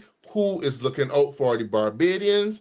Who is looking out for the workers? Our unions need to do better. Where is their voice in this matter? And our government definitely is failing. Don't really expect much better from them. You know, you've touched on so many areas tonight, Mr. Worrell, and so many, there actually, I heard a voice note, from someone in the diaspora, and I don't know if Dave is able to play that voice note. I only sent it to him this evening because I was rushing and I didn't get to prepare so much for the show, and I sent it to him. But it's someone in the diaspora, and when she was just expressing her concerns about what she sees is happening in Barbados. And I think this issue of migration is coming to head. There is something about to happen, Mr. Worrell, because I'm hearing it from the people. I'm hearing it. They're calling me. There's a lot of concern, and we're watching what's happening at the BADMC. There's supposed to be a meeting tomorrow. Some of the people are reaching out to us, and we are waiting to see what is happening there. Because if all these people are told to come here to find jobs, why are you letting go these people here, or Bajan people? So it's very interesting. But I would love to. Can I engage you for another 5 minutes? Sure, is that okay? No problem. Because I started you a little late, so let me try and engage you for 5 minutes. Go ahead, Dave. Let's listen to this is someone from the diaspora. I just thought I would cut that off instead of leaving you one long message because I know you're really busy. I've been seeing the videos that Jason puts out. I've been seeing, and I mean Jason Phillip. He did one on the foul coop, right, that you spoke about just last week, and I can hear the people in the background, people are asking questions, and you're asking the right questions, and today I got up and I'm thinking about, first thing I thought about you. And while I was on my way down the street, some person say, could I pray for you? And I said, well, no, but can you pray for my country? And I wrote Barbados's name down, right? Because we need prayer. But Marcia, I remember when first thing, people didn't have a lot of money, right? Barbados was really poor. And I mean, the citizens, They didn't have big houses. They didn't have anything, right? And people work hard. They go in the field and they work, right? I know this because my grandmother worked in the field and my mother worked in the field, and neither one of them were educated, and when my grandmother would go, I would get up and I would go with her. I didn't know what the heck I was doing, but I would help out, and that's how they made their living. Barbadians now are richer. And I mean, they got more money now and all of that, but somewhere along the line, they've lost their voices. They've lost their ability to get up and to fight. And I don't know if that is a result of being more educated, because people say sometimes you become more educated, but you become less smart, right? Because now we get so bogged down in the system. And today I was wondering, what are our politicians doing? So as Jason made his video and talked about St. Peter and what St. Peter didn't have, he says, we don't have a fire station and we don't have a hospital. He said, and these are the things that people need. I sat here and I thought about that. And I said, imagine if some person was having a heart attack or a stroke, they would not be able to get to the hospital from St. Peter in 10 minutes, which is about the time that they need to make a difference, because not many people are schooled in CPR, right? They don't know what to do when there's an emergency. And now you got to wait for an ambulance to come from Bridgetown all the way to you, then to go all the way back. And that's lost time. You know what I mean? What are politicians doing, Marcia? And I'm asking that question because aren't politicians supposed to be representing their constituency? Aren't they supposed to be talking about their constituency? And here you have, after election, one man out there still fighting for the people, still on the ground like he is campaigning for his life. And meanwhile, you got the elected officials that I have never seen on the street of Barbados, never heard on the street of Barbados except when it's election. And I have never heard where they sit down in a cabinet meeting and fight for their constituency, which is what they're supposed to be doing. Isn't that what they're supposed to be doing? I'm asking you because, I mean, you've been the person out there and you kind of like, no, but isn't that what they're supposed to be doing? Okay, let her go ahead. How much longer is it, Dave? Is a question I was asking you. Can you write it in the chat? I can't hear. As I continued my rant, right? We got to hold our politicians, and I mean single-handedly, each person, the sum of its, or in this case, the part of its sum, right? We got to hold each person accountable, that they're accountable for their constituent, so that each constituency get the things that they need to build up the country. That is what they're supposed to be doing, right? But every day we got the pipe dreams.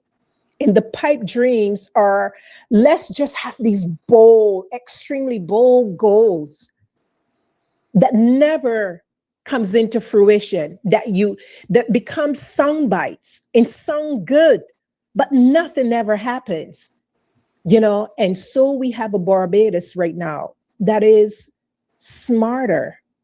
The people make more money, but Barbados is poorer than when my mother was growing up and when I was growing up as a kid in that country. Barbados is poor. Children are more educated, but things are worse than they used to be. Jobs are going away. I just heard that C.O. Williams laying off workers. Are you kidding me? Aren't we importing people and giving them jobs? We should say there's a labor shortage, but C.O. Williams laying off people? Like, are you kidding me? Mm-hmm. Aren't they getting the bulk of the government contracts? Like, what is happening in Barbados? Hotels, you're building more hotels, but hotels are laying people off. Like, I don't get it, right? And so somebody might not understand why I feel the way I do. I feel like Barbados is dying under this government.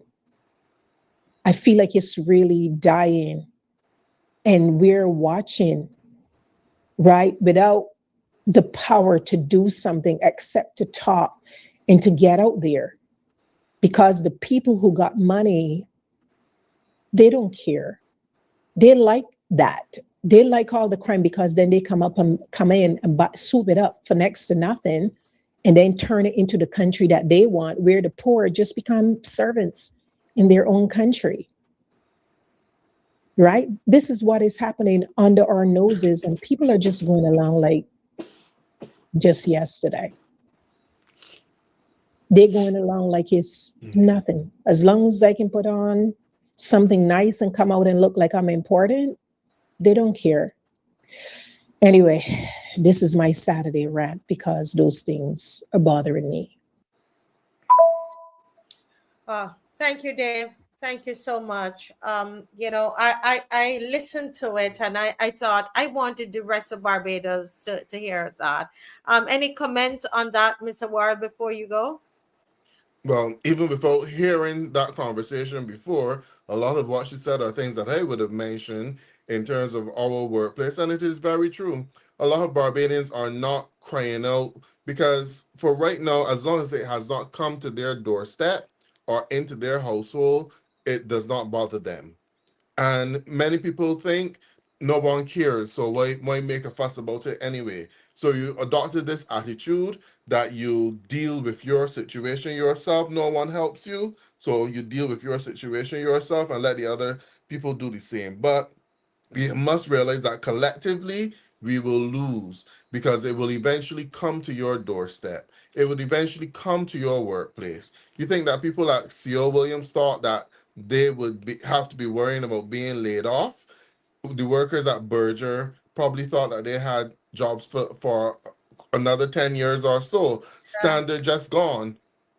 Just gone. If you look on Broad Street now, Broad Street is a deplorable mess. Half of the stores in Broad Street are closed. When you pass through Mall 34, hardly any businesses operate in Mall 34. It just shows that you get a picture, it's almost like they bring you is a green screen or something like that, and they show you what they want you to see on that green screen. But when you take it down, the whole place is a mess. It is rotten. It is wood ants eaten. All of those things, and that is how our country has become. So really and truly, the central bank government needs to go on Broad Street and do a press conference in front of what used to be Harrison's. And I challenge the Prime Minister to do the same. Hold her next press conference in front of what used to be Harrison's and tell the world that Barbados is a booming place. It is not. Actually, Andre, I was in town today and we went into Norman Center and oh my goodness, my heart dropped. I mean, there's so many empty stores. When last have you been into Norman Center, Andre? I haven't been into Norman Center in a while, but passing through town because they normally would come through Mall 34 empty. Empty. Well, I'm serious. If you think it's no exaggeration, I'm telling you, I'm like, I didn't even know that you could look straight through that store and see all the way behind Cave Shepherd because you're looking and seeing through the glass. The place is just empty. You could count on your one hand, literally one hand, how many stores are there. And that is what, when you walk on Broad Street, as you're saying itself, closed with homeless people sleeping. I'm like, what has this space become? Exactly. Feces in the entryway of what used to be Harrison's. You imagine that? Feces? Shameful. Yes. Shameful. Oh my Lord. And this is what Barbados has become. This is what Broad Street, our flagship, our front street, what it has become. So what really are we doing? It is a sad, as I walked with somebody else, another Bajan today, she said it's just so sad to see Bridgetown this way and to see Broad Street this way. We were walking and then when we went in Norman Center, I'm like, oh, and then I started to get worried that the place we were going to was closed, but it was actually upstairs. I mean, but this, it just looks like a ghost town, you know. And I think the plan is that they're probably going to, all those businesses are going to leave, and and they're going to, you know, I was told they're going to build it up and put something else there. I don't know what's happening, but anybody out there been to Norman Center? Wow, I tell you. But Mr. Worrell, thank you so much. Thank you so much for joining us tonight. Very, very, a lot of introspection, I should say. All right. Thank you, Marcia. Yeah. Thank you for having me, and looking forward to the rest of the show. Yes, God bless you. Thank you so much. All right. Okay, See then. you again soon. Of course. All right. Bye-bye. Thank you. Thank you. Yes. I'm saying to you guys, listen, something, they're about to do something. Can you imagine? They're saying that the Andre is telling us that there's feces in front of what did he say? Harrison's? Oh my God. Harrison's was such a big store. A big store. When you go to homeless people, that when you look at even the glass is dirty, a lot of dust. The place is ruined. I don't understand, but hey, you all wanted them back in, right? You wanted them back in. That's what you all wanted. That's what you wanted. It is a ghost town. And I don't know. I mean, as I said, it hurts me to see it, because I was walking behind some tourists and I heard them saying that. One woman was telling another one, and she said, this is not how it used to be. And she was pointing over there and pointing there. And what I did, I walked up, you know, close to listen, and she saw me and she kept quiet. She was, she didn't want me to hear that she was criticizing the place and saying that the place, basically she was saying that it's worn down and that it looks terrible. And she was saying to the person, when I was here how many years ago, she said it wasn't like that. And look at that. And look at that. And I said to her, it's okay. I agree with you. It's okay. You could say what you need to say. I'm not judging you. Keep talking. And she was explaining to me that she was just surprised at the state of Bridgetown. So I don't know who they're trying to fool.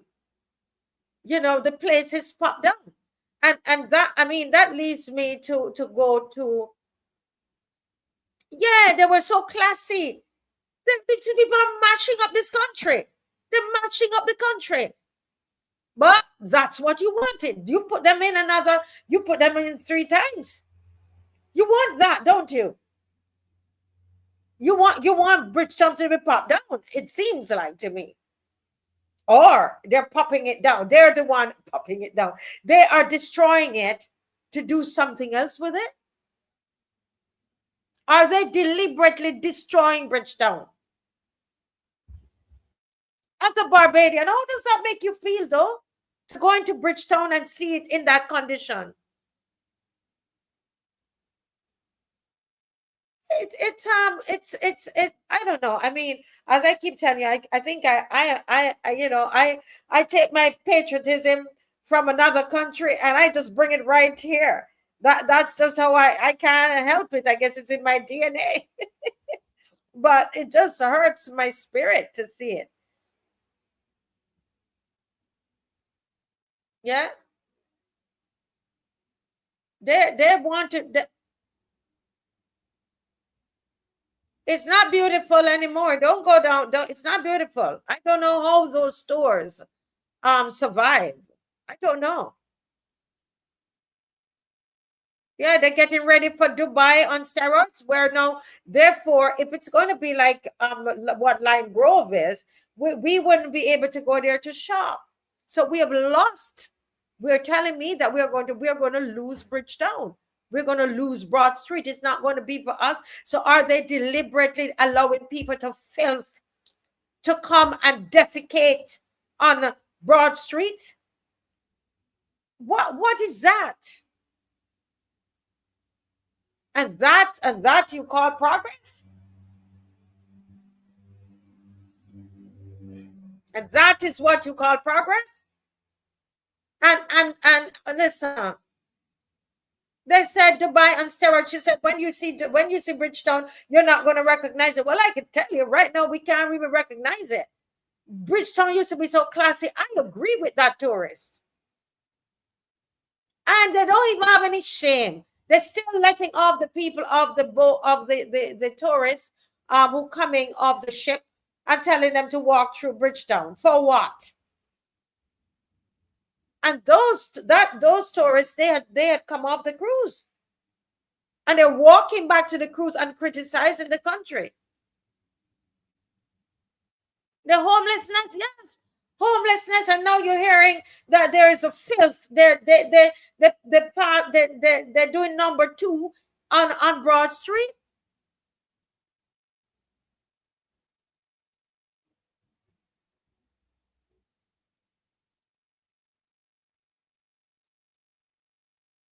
Wow, I tell you. And you know what, guys? I mean, time is going from us, so I need to jump in. So let me apologize. I normally have the young people on Wednesday night, and they're not on tonight. Truthfully, we had Ramon driving all about. We had Ramon driving all about, picking up, doing a lot of pickups and so on for the dinner with dad. Okay, so they are actively part of that, and I know they would have been tired, but I was still trying to see if they would come on a little bit, but it didn't work. And Janine was trying to get on, but she's at a meeting, because one of the things that I wanted to talk about is what the president has said. And we can discuss it ourselves just for a couple of minutes, but this Bridgetown thing,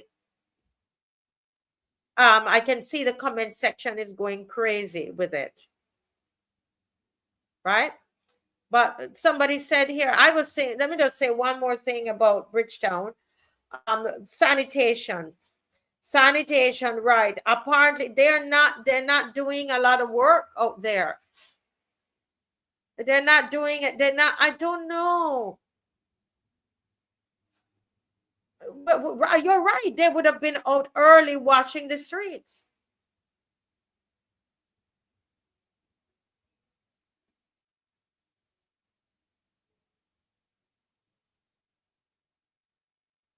Yeah. Somebody said Billy Miller wanted to bring back life to Bridgetown. They're doing everything. I hear they're raising the rents, trying to get the people out of Bridgetown. They're trying to get the businesses to close down. Yeah. But guys, have you seen this article where the president is saying that the youth are not in crisis? Let me just let that sink in. He says the youth are not in crisis. They just need a helping hand. Now, I agree that the youth need a helping hand, but the reason the youth need a helping hand, in my opinion, I work with the youth weekly.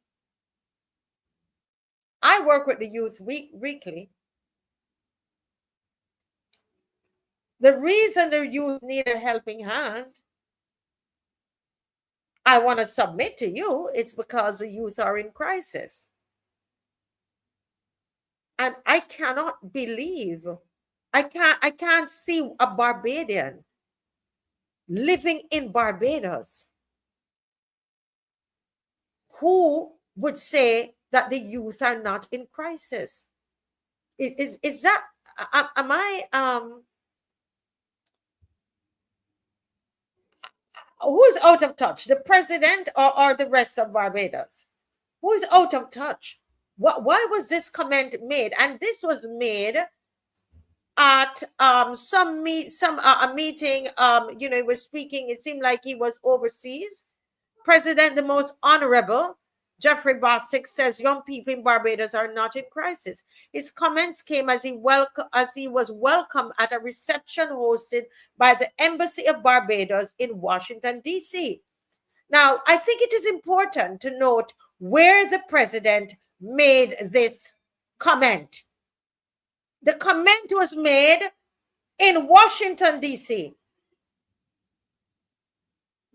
Our president, it's either the president is either out of touch, or all of the rest of Barbados, we out of touch with what is happening. I don't think the president is around or was around when the nursery, the children were running and screaming in the nursery when gunmen were running through and shooting through the nursery. Did that happen in another country? I don't understand. Well, listen. This same President Bostic himself, in a Barbados Today article in May, he stated, let me see if I can, May 14, 2026. Dave, I'm going to send this article to you. And just see if you could, if you can put this article up. May 14, 2026, because I don't understand what is happening to why would he make this statement? And you can help me. Let's have the discussion together, because I don't understand what is the motivation. Because in my opinion, and this is just my opinion, let me just give me a moment. I am trying to get this to Dave, because Dave, that's the question. That's the article there. Because as I was saying, in May 14, 2026, the president warned that Barbados was on a slippery slope. The same president who said that are we misunderstanding him? The Barbados was on a slippery slope, and he called for stronger youth engagement to counter rising violence. This same president, Mr. President, if our youth are not in crisis, why are we seeing this repeated concern about gun violence, school violence, anti-gang legislation, youth unemployment crisis? Have you seen how high the youth unemployment rate is? Migration and the growing sense among young people that opportunities lie overseas. I understand that all young people might not be in crisis, which would be unfair to say. But the reality, do you want to? Where does he live? Drive-by shootings, gun violence, those have become common topics of public concern. It's either he's out of touch, or all of us, we're all out of touch. In Parliament and public officials, they have repeatedly been highlighting the gang activity and violent crime like we've never seen it before like this in Barbados. Does he realize how many of our young people are trying to migrate to search for better opportunities because they can't find those here?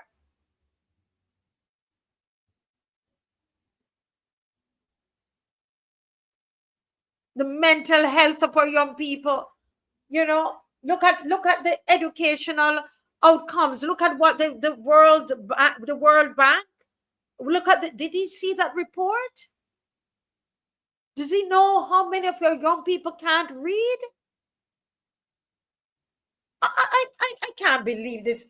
No, I mean, I don't understand. I mean, this has to be, the president can't be living here.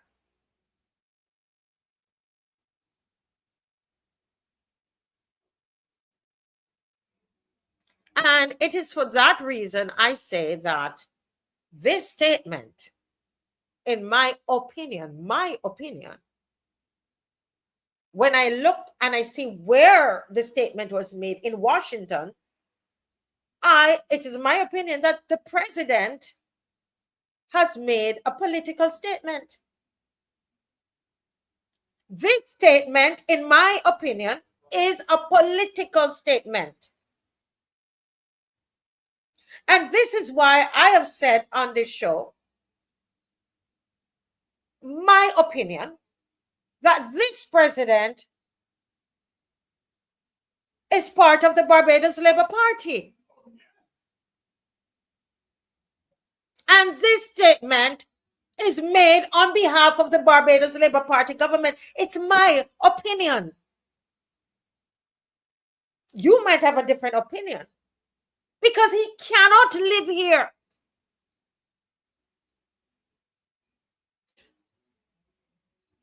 Was he given a speech to read when he goes to Washington? This is what you're to read.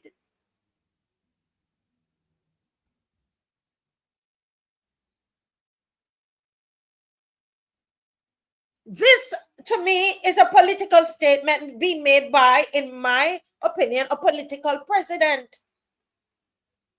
A president who, up to now, I don't know whether or not he's a member, or is he still a member of the Barbados Labour Party? Was that statement made overseas to prop up this failing government? His failing government. He was a minister of this failing government.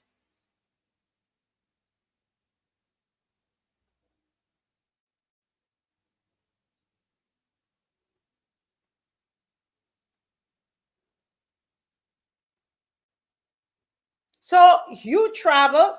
Is it true? Could it be, Mr. Bostic, that you are you as the president of this country, you went to give a political speech? I don't know. I'm asking you a question. I can only say what it appears like to me.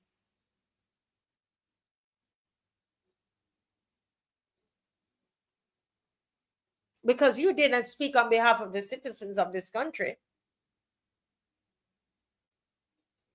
I don't know which country you are living in. But you know what? You're all showing your colors. You are all showing your colors.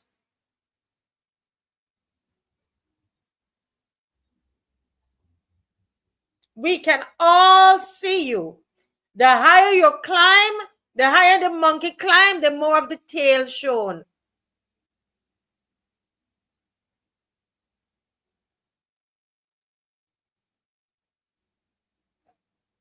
My opinion, a political president giving a political speech on behalf of his political party is the government, the BLP government. That is what we have in this country. And that's why they don't want us to ask any questions. They don't want us to, no. If the people did not force that other political creature, in my opinion, it's my opinion, that other political creature who is the governor of the central bank, if the people did not force him, he didn't think he needed to say anything. This is why it's a political class.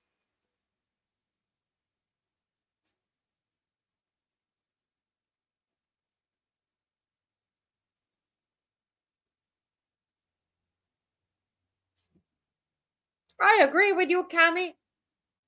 Because I don't know if he's even ever resigned from the BLP.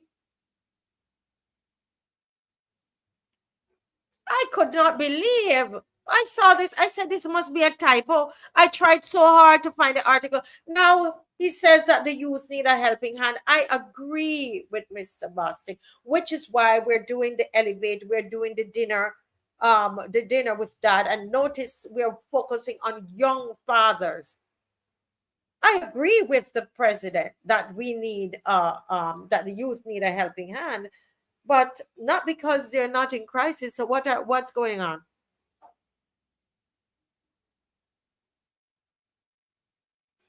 Please, we're ready to accept calls. I want to hear your thoughts on the apology, what we can learn from that, what has occurred, on the migration issues that we spoke about tonight, even on elevate the young people in the, doing the gardening,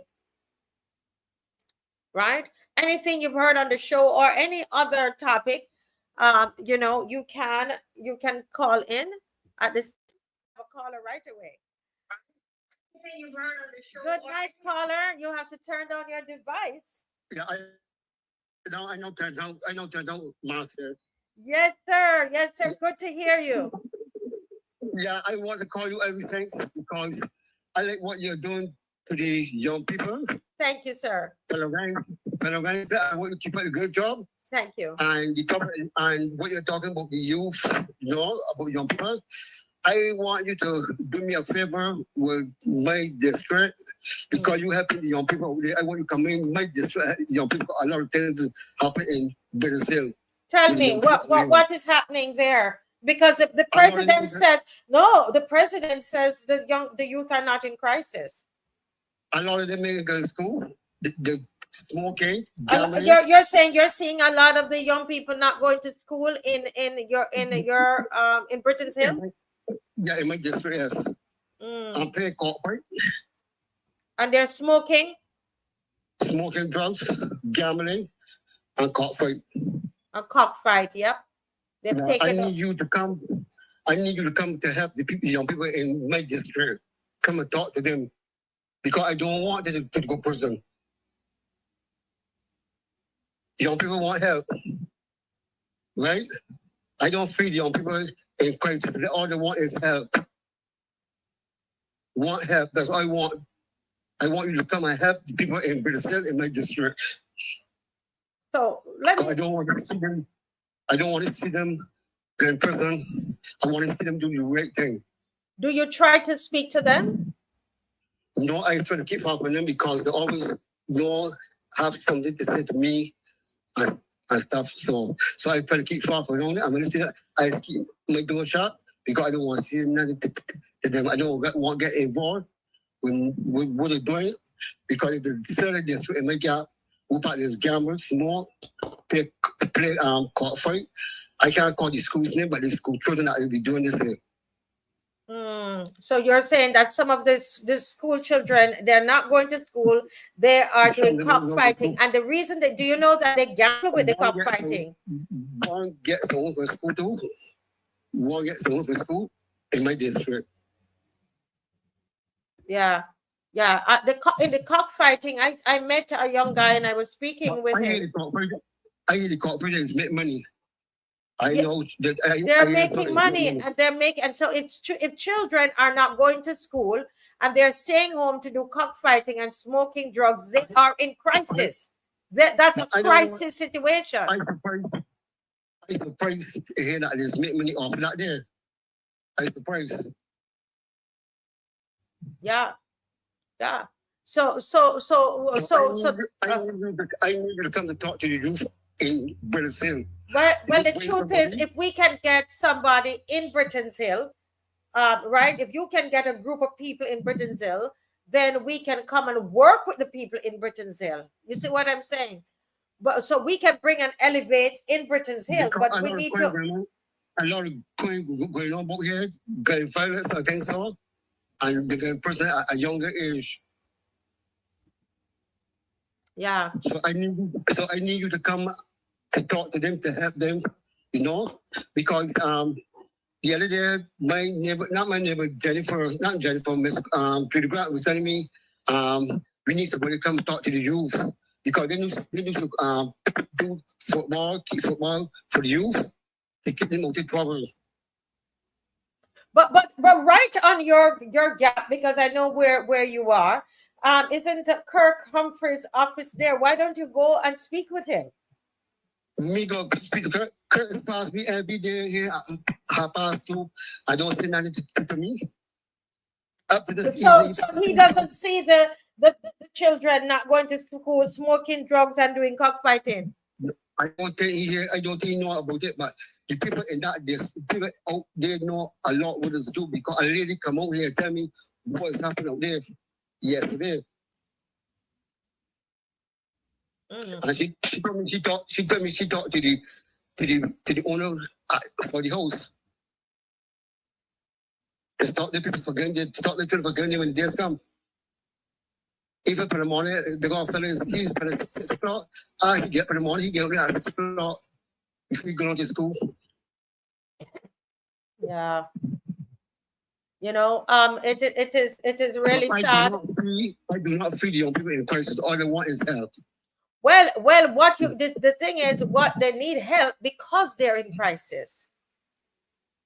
The young people who are smoking. Young people need to talk to young people. Yes, but what I'm saying to you, sir, listen. What I'm saying to you is this, right? Smoking drugs, cockfighting, not going to school. That's a crisis, sir. And that's why you close your door. That's why, because you say it's a crisis, it's not that you're not going to help them. But it's because they're in crisis, you then want to help them. You know, cockfight is a charge, so they could get charged for that. They also too. Yeah, they could, but because they feel that they're making money, so they've stopped going to school because they're trying to make money. Because this is something I want to talk to you about everything. Yeah. So what I'm saying to you is this, right? Because we are not going to, you know, the Elevate in the different communities are working. The two that we have launched, it's because we found either a church in the community that's working already in the community. So if you could gather people in the community, sir, and then invite us to come, because it's a community thing. This is not like how these politicians do this thing. It's the community that work together. So what, you know, the gentleman was on your show before. Hello? Yes, I'm hearing you. Yeah, you know the gentleman on your show before who talked to young people that live in the street. Yes. You can at least get him to come and bring him. Yes. Into the spirit. Yeah. Well, we'll talk off air to see what we can do. We can work with for me, I think it is more effective to work with the community. Okay, I don't want to call the school at this good way. So they're doing the cockfighting in their uniform? No, when they come off at school. Okay. You know when no school getting let out for holidays now, they can be out there every day. Right, because there are 13 schools that are closed early. Well, thank you so much. Thank you so much, caller, for calling. Okay, then, thanks. Yes, God bless. Yeah, have a good night. Good night. Now just let's you know, let's define what is crisis. What is crisis? What is a crisis? A crisis is I'm reading a definition here: intense difficulty, danger, instability, or uncertainty that requires urgent attention or action. Does that describe what's happening to our young people? Intense difficulty, a time of intense difficulty, danger, instability, or uncertainty that requires urgent attention or action. I think we have a caller. Let me go to the caller. Good night, caller. Good night, Marcia. It's good to speak with you again tonight. Yes, it's a pleasure. And to share my thoughts with other members of the loyal opposition. Now, for quite some time, we have been lamenting and been heartbroken at what is happening to our nation and to the citizens of Barbados, particularly the young people. And I think that part of the solution, or what I would like to recommend as part of the solution, is very important. I would ask you this question first.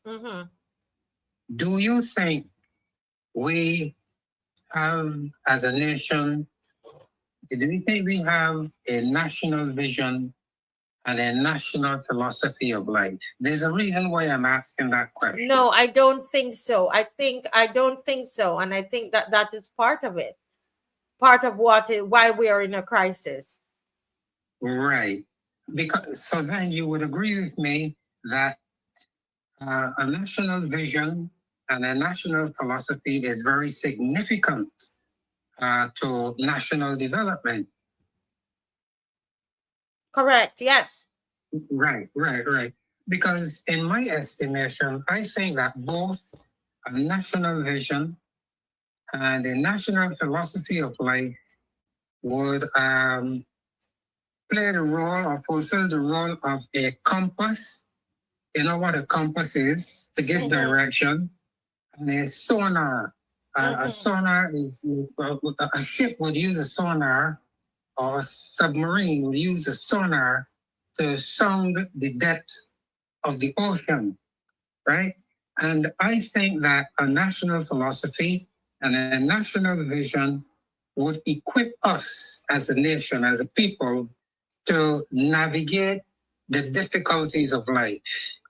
Because without a vision and without a philosophy, we will have serious difficulties knowing and understanding the meaning and purpose of life. And as human beings, we all need to have a purpose in life. We all need to understand and be able to pursue the meaning and purpose of life. And that is what is lacking severely in Barbados. Yes. And that is the main reason why the young people are going astray and why Barbados is in such a situation. So, and we're talking now about education reform and changing the 11 plus examination and so on and so forth. I am recommending that a way of solving the crisis that we are in, that part of educational reform would be the introduction of philosophy into the educational system from primary to secondary school. And I would like an emphasis on African moral philosophy, because we are an African descended people, and we had a way of training our young people and teaching them social responsibility, which is severely lacking in Western culture and Western civilization. So I am saying, because of that absence, because of that lack, all aspects of life in Barbados are in a state of confusion. Yeah. And we are seeing personal and national devolution. In other words, Barbados is devolving. So it is not the kind of Barbados that I grew up in, because when I was a little boy and in my teen years, the older people in the community, for the older people in the community, character and integrity were significant benchmarks. They were poor and uneducated, but let me tell you, the emphasis was on good character. And that is lacking in Barbados today. It is about economy. Yeah, but caller, if I might just say, Pedro Jemet has put up a very thought-provoking comment here, and he says national development and global development. No, there's a comment before. Let me just give me a second. Here, Pedro Jemet. His comment. I want to read it the exact way that he. I missed it. What he was saying is that we've long given up national development for globalization.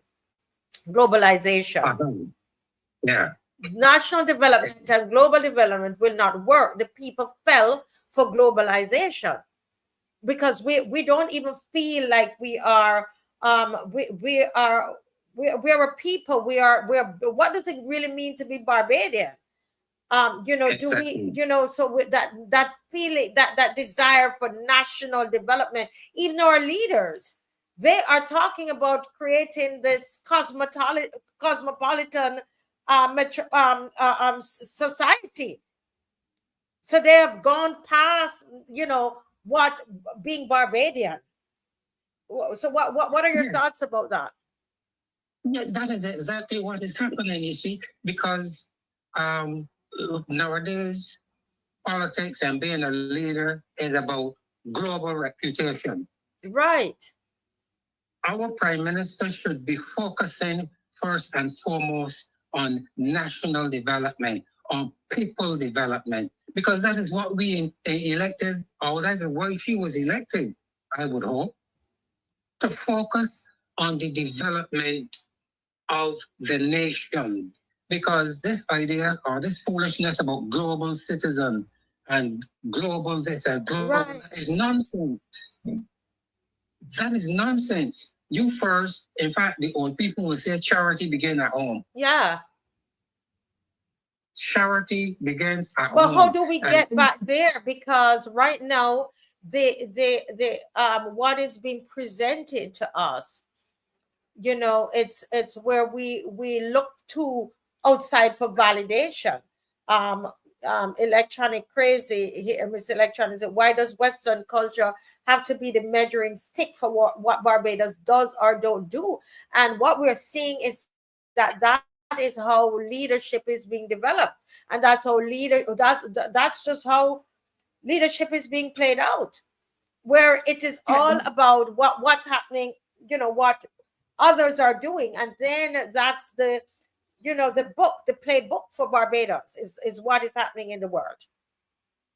Yes, because we in Barbados have a crisis of leadership, right? We have a crisis of leadership, and that is why we are in the mess. And the only way we are going to get out of this mess that we are in is for us to have real leadership that puts the interests of citizens first. Mm-hmm. In fact, we would say we need leaders that would pay attention to the humanity and personhood of people. Not the CSME, because I see the CSME as capitalist, systematic manipulation and exploitation.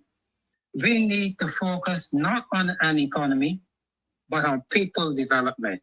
Yeah. And until we can come to that realization, we are going to continue to develop. And this thing about, in fact, I have quite a bit more to say, but I won't hold up the show.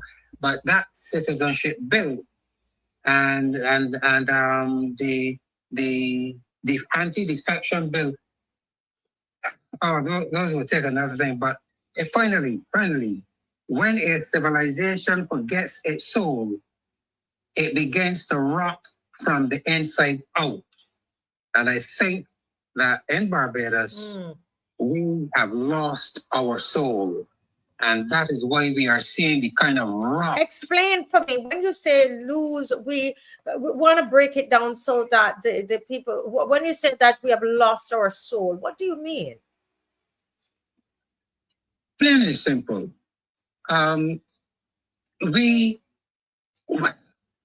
we don't know ourselves any longer. We are running helter-skelter behind every kind of ism, everything outside of self, outside of Barbados. And there was a time when Barbados, as I was referring to, let's see, there was a time when the elders in the community were in charge, and they would make sure that the young people understand that this is Barbados and that they have to be decent citizens and that they have to make a contribution to themselves and to the nation. That builds personality, national self-image. We have lost all of that, and we are running helter-skelter behind global citizen, behind world-class citizen, and all kind of foolishness. I hope you understand what I'm saying. No, I do understand. And I mean, you know, it is a very serious matter. It's a very, very serious matter. And, you know, it's something that, you know, you and I, we've always had these conversations. And until we can get back to ourselves, we can find back our soul, the essence of who we are, then as Barbadians. As Barbadians, I've often said, I know that others want to call, but I just say this as we close this call, because it's been very interesting, Nigel, what you're sharing. I've often said I cannot understand why Barbadians can't see the urgency regarding culture in this country. Yes. Urgency. There is an urgency. And I will always say it. I'm going to say it because I feel it inside. There's an urgency that we're about to lose what makes us Barbadian. It is clear. It is so obvious. But we have lost it already, you know. But why isn't there an urgency about that? Why isn't it's like people don't care? That's what the impression I get. It's like we don't care. Well, you see, leadership is important.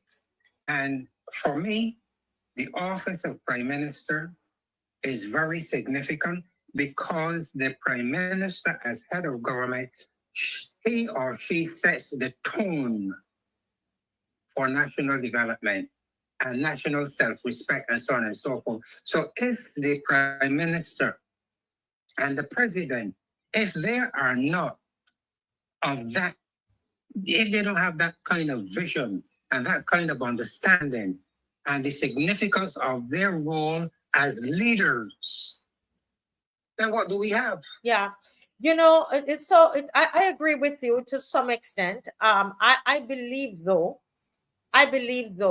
that the citizens, there's a part for us to play.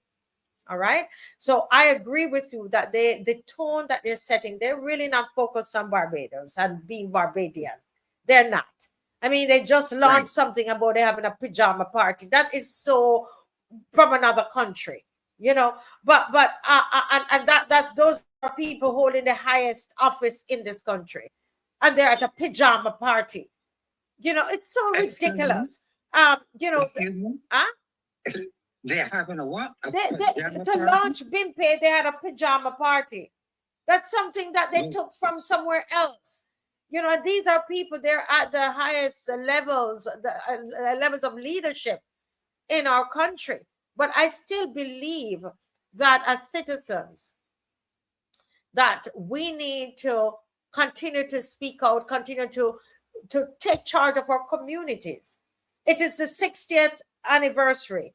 60th year of independence. There's not much about it. There's not much about it. But so if the government is not making much ado about it, what about the communities? You live in a community. I live in a community. What about that? What about us working together in our communities and creating our 60th? We don't feel like we're creating 60th of nothing. You understand? Barbados is under a spell. Barbados is under Well, a we spell. need to come from underneath it. And I'm saying that, I'm saying, Nigel, I agree with you. I'm just taking a little further. And I'm saying there must be something inside of us that makes us want to fight for this country. Yes, yes. And that's what I'm tapping into and saying, no, something inside. You know, Marcia, one way of us doing that is for us to recognize that the time has come for us to limit the power of government. Government is too intrusive and too disruptive in the lives of people and in the life of this nation. And in the absence of a truly Republican constitution, I would like us to get together as a nation and reject the constitution that they are about to impose on us, and for us to frame our own constitution as a nation and include in it limiting the power of the government. And finally, I think that when a prime minister is elected, that prime minister, whoever he or she may be, should resign as leader of the particular political party and become the prime minister of Barbados. We need also to limit the power of political parties. They are too dominant. And we, the citizens of Barbados, need to take back control of our country away from the politician.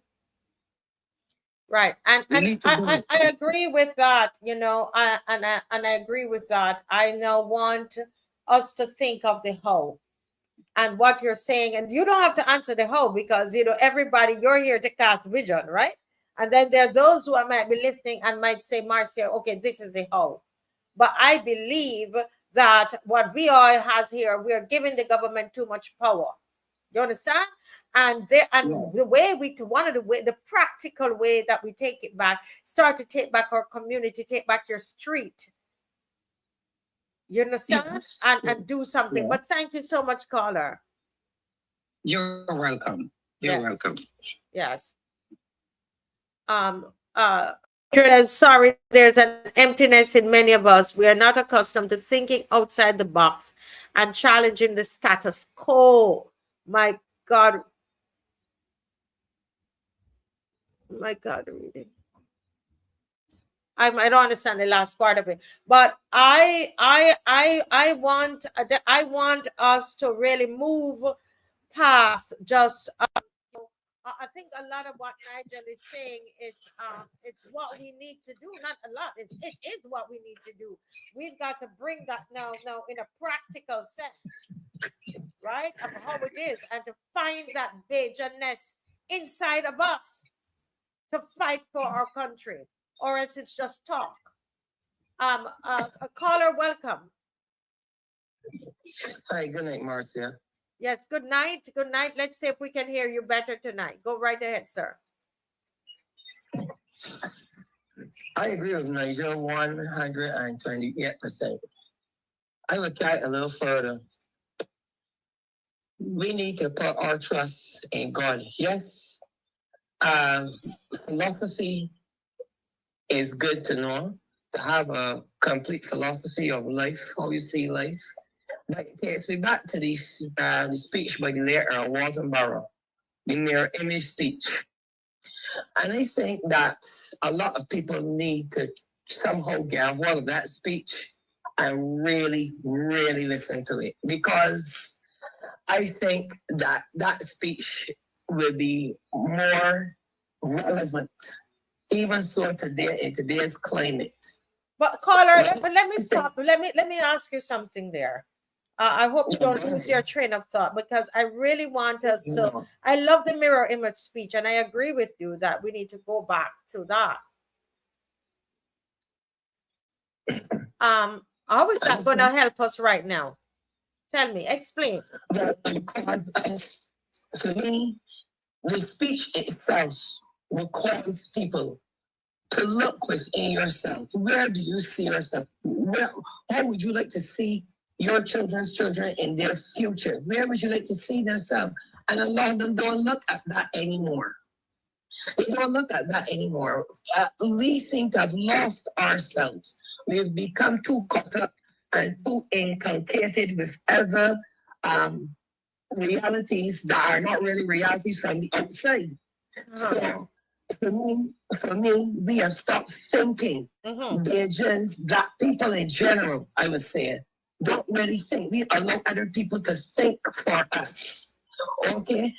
Right now, you know what President Bostic would have said that young people are not in crisis. I totally disagree with that statement. I don't know before you go there, though, caller, let's stay right here. And for some reason, the call is getting muffled now. I don't know what is different. It's getting a bit muffled right now. But let me ask you something. How do we get?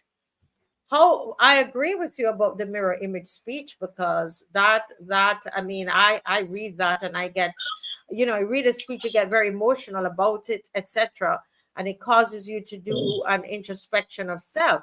But how do we get that in a practical sense, that speech in a practical sense out to all of Barbados so that they can do that introspection that powerful speech does for you and I when we read it?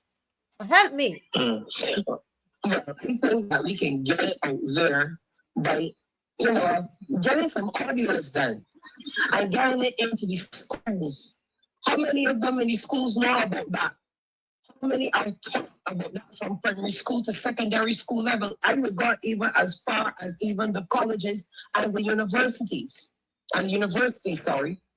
You know, how many of them really know about that? If you have a question, half of them, you Marcia, and your people, or even I, half of them won't even know what we're talking about. So I think that's where the problem actually lies. They're not really being taught how to see yourself, how to be a leader, how to be a father. So hold a minute, caller. So caller, we are at this junction here. It is now, this is June 17, 2026. You were born in this country, right? Yes, Marcia. You were born in this country. And you live, I don't want to say it's where you live, right? But you've always lived in Barbados. My question to us, I want us to really, if we think that Barbados is in a crisis, we don't agree with the president. We think the youth are in a crisis. I'm not saying every youth is in crisis, but we're talking about the Barbadian as a whole. Okay. What can you what can you do? What can you do? What can I do? We can get out there, myself and others, as I've said before, have a chat with them. Listen to the people. Listen to the young people. I don't think we listen enough to them. We talk down. We need to stop talking down to people and talk with people, in my view. That's my personal view. I say if we talk more with the young people, I talk about the ones in the high-end places. I talk about the ones that really matter, the ones that I always say they use the terminology that fall between the cracks. Okay? We need to talk with them. And if we can be genuine, when we talk with them, and they see that genuinity coming from with us, from within us, I think we have a chance, a fighting chance to pull back. If we can't pull back on, we can pull back a good majority of them and try to get them. But it starts with us. So it's like to have all these big little pretty talkings from the MP, from all of them talking. But if you don't go out there and actually talk with the young people, we are going to continuously lose them, and even some that are older than them, because it has to start with us. And if we are not willing to change ourselves inwardly, how can we as a people be affected outwardly? It has to be an internal change. Internal change. Right? Well, caller, you're so correct. You're so correct. Well, thank you so much for calling. I think this has been very helpful. Thank you very much. Yeah, have a good night. Yes, good night. Yes, yes. And that is the kind of that's where we need to be. You know, we all, I don't know if you know, but I did play your video your call tonight, and I think so it was so powerful. You know, when I listened to it, it brought, you know, tears came to my eyes, because that's how I feel about it, and that's what keeps me going. And I'm not doing this for fun, and because I just had nothing else to do this evening after walking in town the whole day, um, you know, for the dinner, and then just come and shower and sit here. I'm not here for fun. I am serious to do it in my corner. Obviously, I alone can't do it, as you know, and we do it together as a community. But you know, I think we really need to. We have to we have to decide we're going to get serious about it. We have another caller on the line. Good night, caller. Good night, Marcia. Good night, Dave. Good night, Loyal Opposition Barbados. Good night, good night, good night. Dumpling from the diaspora. Yes, yes, yes. I'm teasing you with that, but no, this dumpling shape out and thing. So go ahead, dumpling. I'm calling because you know, as I listen to the other callers, there's some things that you missed, I think, in reference to the young man who asked the question to the governor. And what I saw was that's somebody's son. That's someone's son who's an intern. And what they did to him was to be when the Dr. Allen talks about the wagon, getting in the wagon. Yeah. You see, he's an intern. They immediately tried to cut him down, because you see the other reporters just sitting there grinning and saying nothing. It should that's very shameful. He's a young person. So let's pause there. Let's pause there, Michelle, because we won't break it down tonight. So you are going a little deeper with this, and you're saying this is somebody's child, okay? Yes. And he went to school to be a journalist. You know, he's now he's interning, and he has asked a very, very important question. And so you're saying that all those others who are on the wagon.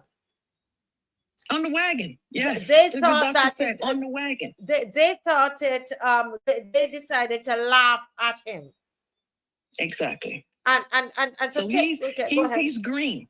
He's green. He knows nothing about the wagon. He knows nothing about the wagon. So this is where we lose them, because I hear that there are brilliant people at the university, brilliant people coming out from community college, but then there is a crack somewhere between the time they leave the university, because they're asking the right questions, and by the time they get in the workplace. What that attempt was to put him in the wagon with the other ones that were sitting next there. He doesn't know anything about this. He just thinks like, yo, this is my career. I'm out here and I'm just going to get up and I'm going to speak. And that's what they did to him. And that's where the crack must happen. That's where you must separate from that. And every time you see them do that, that's how you're going to break it. You're going to have the children to believe that when they ask a question, it is important. When they ask it, what he should have done was entertain him, because he said, I'm an intern. So he should have entertained him. But he didn't. He did not. He chose to try to break him right then and there. And I don't know what the other reporters said to him after the fact, at the cooler, you know, once it was over. Did they laugh at him? Did they say, oh, you know, not to ask any questions? Because that's how it happens. That's how you get the next one in the wagon. So this is very interesting perspective. So you're saying this is how you say, don't ask the question, those kinds of questions, because you wanna get in this wagon here, right? And so okay, and so oh wow, very interesting. Because Pedro is saying something here. I mean, we did not hear a statement from his employer. We did not hear a statement coming from the media fraternity. Exactly. They're in the wagon already. Because they're in the wagon. So this was okay. So this is a sign, you know, to say, well, listen, guys, come back over here. It starts. because they're asking the right questions. The students are asking the right questions in the university. Students are asking about the election. They're asking, but then from the time they graduate or the time they leave school and the time they out in the, something happens. No one goes to the university to come out and do wrong by the people. Because when you go to university, you go to law school, you got to write. Michelle, we're losing your audio a little bit. Is it me or is everybody hearing? I've been having bad hearing. I wonder if it's me. Can you hear Michelle? Continue. Yes. So, you know, this is where it happens. Somewhere along the line, no one goes to the university to say that you're not going to do right by the people. You write a statement why you want to be a lawyer, why you want to be a doctor. You want to do right by, you know, society. But somewhere along the line, something happens. Something happens, and they end up being a Mr. Greenwich. They end up being the governor, how he spoke to the gentleman, because he does not believe in what's going on. He has his own set of rules of how they do business, but that's not how you leave the university. You never leave the university with that attitude. That's not how it happens. Somewhere along the line is broken, and that's where you have to fix. That's where. So standing up for the reporter, the intern, is where it starts. Yeah. So this is, so you're saying it's a breaking, that was to break him. Exactly. You don't ask no questions. Who are you? Who are you? Because I thought about that. I was thinking this evening while I was getting dressed, I thought if this young man was older, if this was a senior reporter, right? The senior reporter wouldn't have asked. He would have already known. That's why the other ones just sat there. They didn't even pile on. They didn't even back him up. They just sat there and grimaced and laughed. If you look at the video, look at them right next to him. You know, can you imagine that young man's ego, though? Can you imagine how he felt? But Marcia, that's what happens. You're new on the job. You're new on the job. And then you have the older people kind of break your spirit. We could come in here for, you know, the older people are already ruined, but you're new to the job and you're trying to get in. That makes you don't want to get up and go. That makes you don't want to follow your dream. That's the problem, Dave. I think I'm gonna write a post about the young man. I'm gonna focus on the young man. You know, I got his name, and if you could, I'm giving you work on that's what I was focused on, because I'm concerned that might have broken him. That might have made him not want to participate anymore. That might make him like, you know what? I'm not going to ask the next question. I don't even want to go on my next intern. That might have broke him. That's the problem right there. Yeah, right there. That's him there in the red shirt. Look how the others are looking at him. Oh my God, Michelle, you're right. Look at the others. Whoa. Guys, look at this picture. Look at the lady in the blue. Look at them. They're like, what are you doing? They know not to ask. The gentleman in the white, the big guy in the white, he's always in the prime minister's office. So I guess he won't ask a hard question because he does not want to lose his pass to get into the prime minister's office. So he's whenever I see him, he's always grinning and smirking in front of the prime minister. Yes. He never asks hard questions. Yes. Yeah, wow. Folks, this is a serious look at how they're looking at him like, what are you doing? Look at the guy in the white like, oh, Lord. They're frightened for him. Ask how to fix this? That's where it starts right there. He already has, the schools are doing it. The schools are helping you get the next disruptor, the next person out. But there is something broken that breaks them, and then they end up on the other side. And they're not even helping the people. They can't even help themselves. Can we get I want to get this screenshot here, because this is very telling. Michelle, this is deep. Somebody says it here. Somebody says, what's your name? Kunta Kente. And they take out the whip. That's it. That's my only concern. Did that break him? What did I do to him? He's an intern. What did I just do to him? That's the problem with the Barbadian children. They're broken. They're broken before they even can get out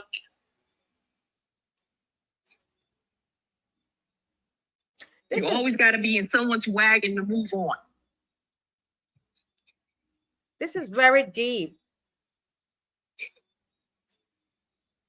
I could tell. I look at the guy in white and I look at that lady with the locks in the back there, and I could feel, and look at the girl who's sitting beside him. She's watching the reaction of the governor. Exactly. Look at the girl with the one who's sitting right beside him. But I don't know how much the young man looked up, because that's another thing. You should have looked the governor dead in his face. Yes. That's the problem right there. He has to look away, because like what just happens to him, he's gotta, in your mind, you gotta try to fix that so you can move to the next step. You gotta, and then when you see it, you continue to watch the video, you can see a little grimace come from him. But that hurt. That hurt that young man.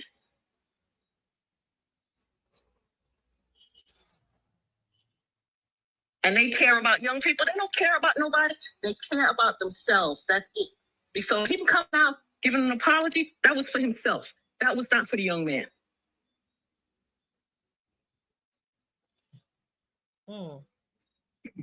I got one of our young persons got his name for me.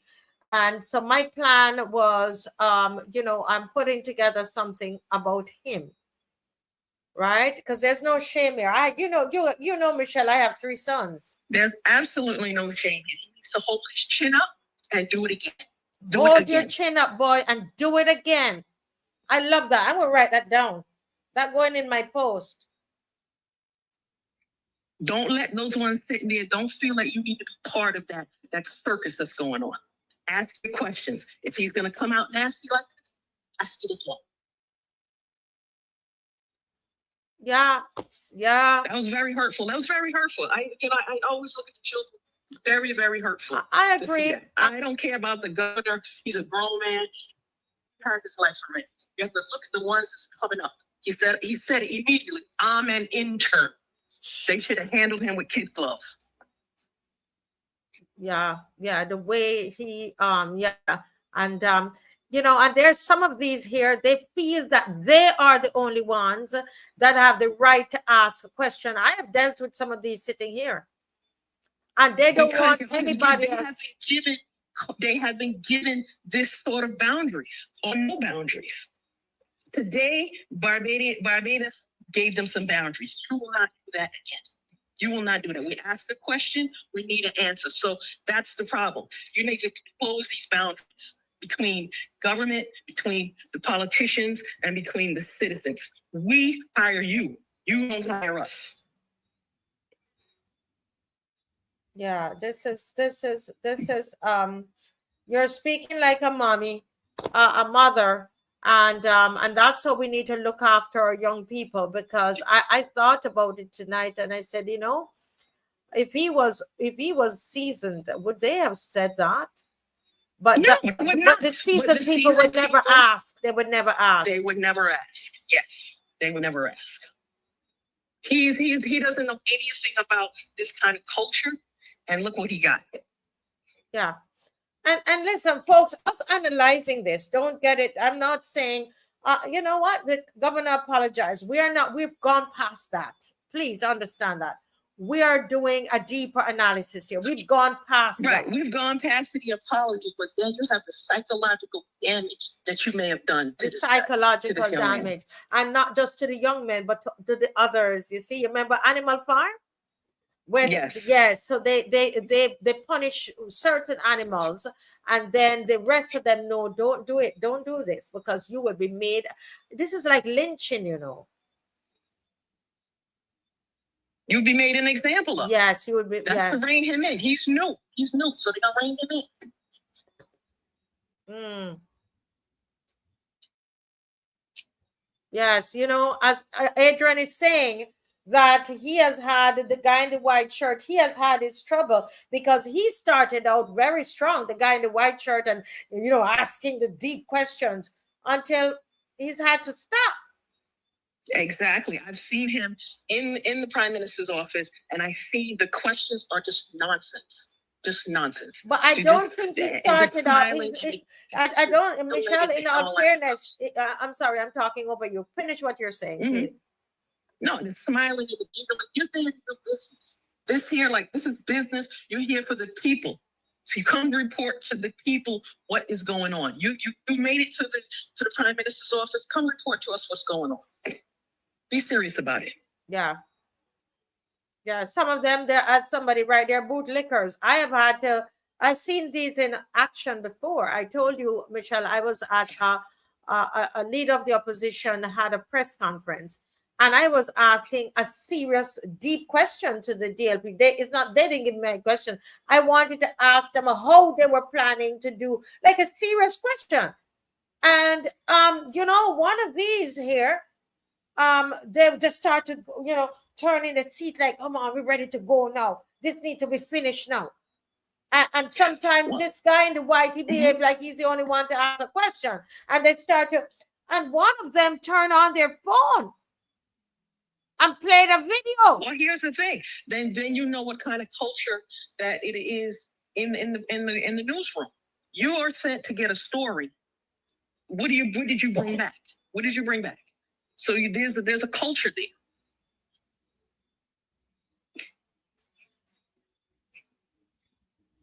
I just hope wish the young man well. I hope that this did not deter him from speaking out, did not deter him from doing what he, I guess, assuming what he loves to do, because this is what he set out to do. What he set out to do. And for everybody to take heed to this here, right here, and pay attention. And when your children is in this situation, speak up. Say something. Open your mouth. Because me, I probably would have been down there. I'm telling you, who do you think you're talking to? Listen, I was here saying, you better not be my son. That better not be my son. No, then what happens? The parents have to now come home and deal with that. He has to come home and tell the whole nation saw this whole thing. And you now have to lift him up, lift his chin up, tell him to stand up, because someone outside, you've done everything that you're supposed to do. Put him through school. He's kind. You did everything you're supposed to do. He's on his way, and now you got to lift him up some more because someone tried to break him down. And look at it, it's a young man. You know how many of them were killed this year? And he's finished. This is what they want. Every young man is doing the wrong thing, and you got one out here, and this is what they do to him. It was absolutely disgusting. Public humiliation. Wow, Michelle, that was excellent. We're going to talk off air. Thank you. We had, let me try, we missed a couple calls while you were on. All right, good night. Yes, good night. Yeah. Good night. I'm going to keep it right there, Dave. Keep it there. I'm getting inspiration, just, put it there, to his parents. And we want anybody related to this guy. I want you to reach out to him, let him know. Anybody can let him know. As Michelle said, hold your chin up and go do it again. And somebody wrote, you will make a good journalist one day. Don't hold back. That's it. That's it. We want to encourage that. That is the fighting spirit that we want to encourage in our young people. Do you understand? Don't give up. Don't give up. That man was wrong. You were right, is what we want to say to them. Don't give up. This is powerful, y'all. This is our future. This is a future. This is our future. And young man, you won. You won. You won. You were right. Good night. Good night, caller. Good night. You're our last caller for the night. Anybody else, you will have to call back another time. Go ahead, caller. Okay. Good night. I want to speak on the whole topic of the youth and his experience. Yes, sir. This is something that happens in Barbados from school days. In Barbados, you're not supposed to be brilliant. If you're brilliant, and not one of the few people who are the who is who in Barbados, you are chastised. This youth was chastised for being brilliant. Mr. Allen speaks of these things on an everyday basis, but I can speak on it now. What happens is you look into the picture that you are seeing on the thing, and you will see who are the who. People are prepared and given access to university degrees and all sorts of things because there are what, there, who, and when, and what the people need. They need people that is gonna do what they say what they do, rather than educate people. Barbados is not ready for educated people. Most of the people that you see right now, Mr. Oinawa spoke of it. Most of the people you see here now are the people who are not really ready. They don't possess anything. All they do is dress up. Look at the image, the dress image that's there. And you will see who is who. This is what's going on. This is what you are getting, why everybody is calling to change the 11 plus exam. This is why they had a pajama party. These are the things of these people, not brilliance nor education. These are what you call showpieces. A showpiece doesn't do anything. It just dresses and be ready for show up. Look and see where the country is going. Everything was given away. Everybody is fighting a war against one another. We are at a state where we are getting rid of the intelligent people, pushing them in a corner, and bringing people who don't want to work and who's going to just do what people say. They don't want to question, to ask nothing serious. Where all the important things that was of Barbados and Barbadian has gone. Nobody want to question these things. That's why Mr. Allen and Mr. Alpha said they don't want to be nobody yard foul. We have a collection of yard fouls. Just check the screen picture there, and you can see the fouls. They don't even want to look like nobody that is of Barbadians. They go to everything and they just do and say what people want them to say. Everybody is questioning this. If you go on Brass Stacks, you will hear the same thing. If you don't care where you go in Barbados, you are getting the same output for what you want. You are not getting anybody questioning or seriously asking any questions about what's really going on in Barbados. How could everything be going on so right and so many people complaining? They say they win the elections 3 times in 1911. Anybody ever stop to ask what is 30% of the people of Barbados? I remember a time when the Democratic Labour Party won the election and it was about almost 80%. And they only got 27 out of 30. But now you're getting 30 out of 30 with 30% of the vote. Nobody in the listen and wake up and understand what's going on. They say we have so many mathematicians. We have problems in the country and no lawyer. Rather than a lawyer come and state carefully what is going on in Barbados, they're fighting Mr. Clark for a Mackenzie friend. And they know it's true. Why can't somebody come and start them on top with the constitutions and these things that's going on? We are going backwards or are we going forward? Yeah. Thank you so much, caller. Thank you. Always. I think it's time that we wake up. Yes, and yes. Don't want to wait until we get to a serious stage in life to wake up. Yeah, yeah. Thank you so much. Thank you for calling. That's our last caller. I know we didn't get to everybody tonight because I stayed long with callers, and I think sometimes that's a better option depending on how it's going. We didn't have our young people tonight, but it was good that we had this conversation. And what's his name? Ramon messaged me. He just told me the plants are delivered. No, we got them out there working. We got Ramon working. So he said to palm trees delivered. He told me, So thank you, Ramon. They're doing a great work. And thanks to everybody. I didn't even get to tell you all that has happened. We will do that. I guess we will do that on Friday night. But what a powerful session we had tonight. What a powerful session. It's an honor to serve you guys. As I said, I came on here really tired. And dropped my hot chocolate and said, you know what, we're going to get some energy here. But you gave me energy. And I thank you very much. I thank you for all. We do this together. We do this together. Thank you so much. Thank you, Dave. Thank you very much. And thanks to everybody for what we do. We're going to be joined on Friday. Dr. Ferdinand Nichols will be right here on Friday night.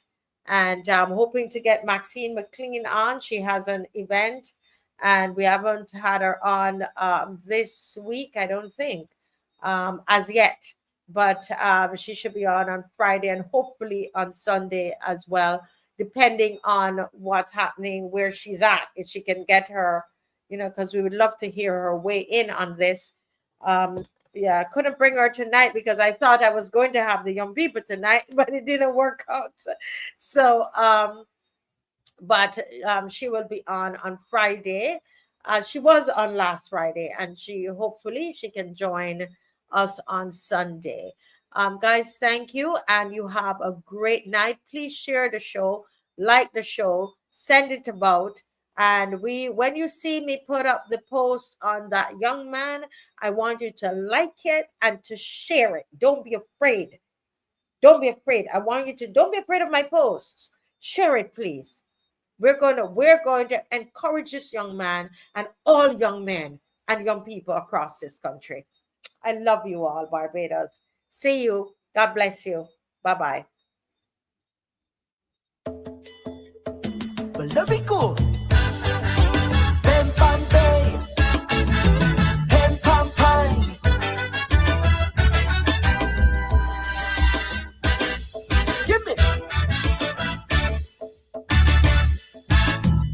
Government falls.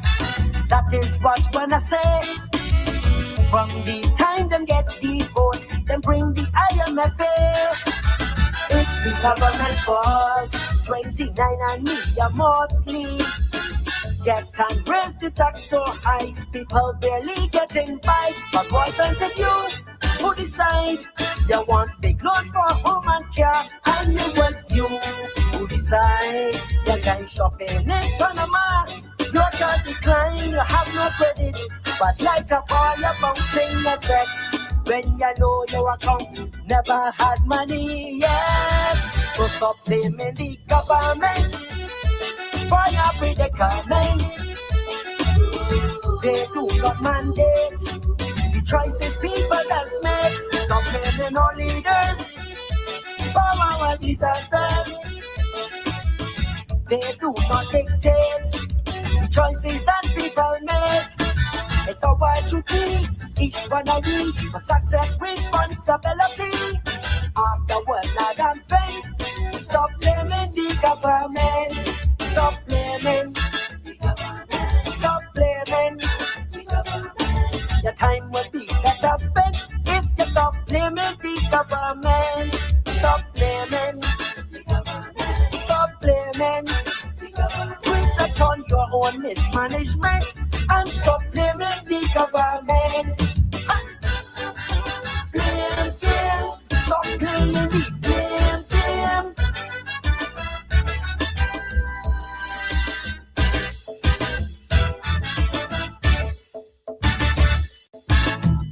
Government falls. I'm hearing that every week. Unemployment high, that's why blood flowing in the street. It's the government falls. The crime wears out the hand. The gangsters don't break the truth, so Corey plans in a use. But tell me who are the ones putting out and selling the drugs? And tell me who are the ones hiding men and protecting thugs who just rob and kill at will, then have shoot out with the police. I guarantee it is not one of the MPs. So stop blaming the government for your predicament. They do not mandate the choices that people make. Stop blaming our leaders for our disasters. They don't talk it straight. The path that we choose to take. So I don't know why leaders deny where the reason our life's going around. Some things they can't prevent. So stop blaming the government. Stop blaming. Stop blaming. You get picnics and entertainment. So why you blaming the government? Stop blaming. Stop blaming. You chase the rat out of parliament, and now you're blaming the government. I blame game. You're playing a blame game.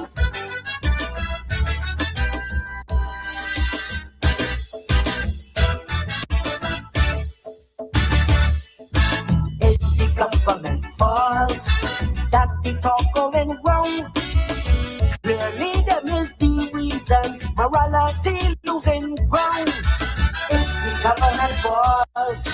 We're not a Christian nation, cause politicians responsible for teaching me the Bible.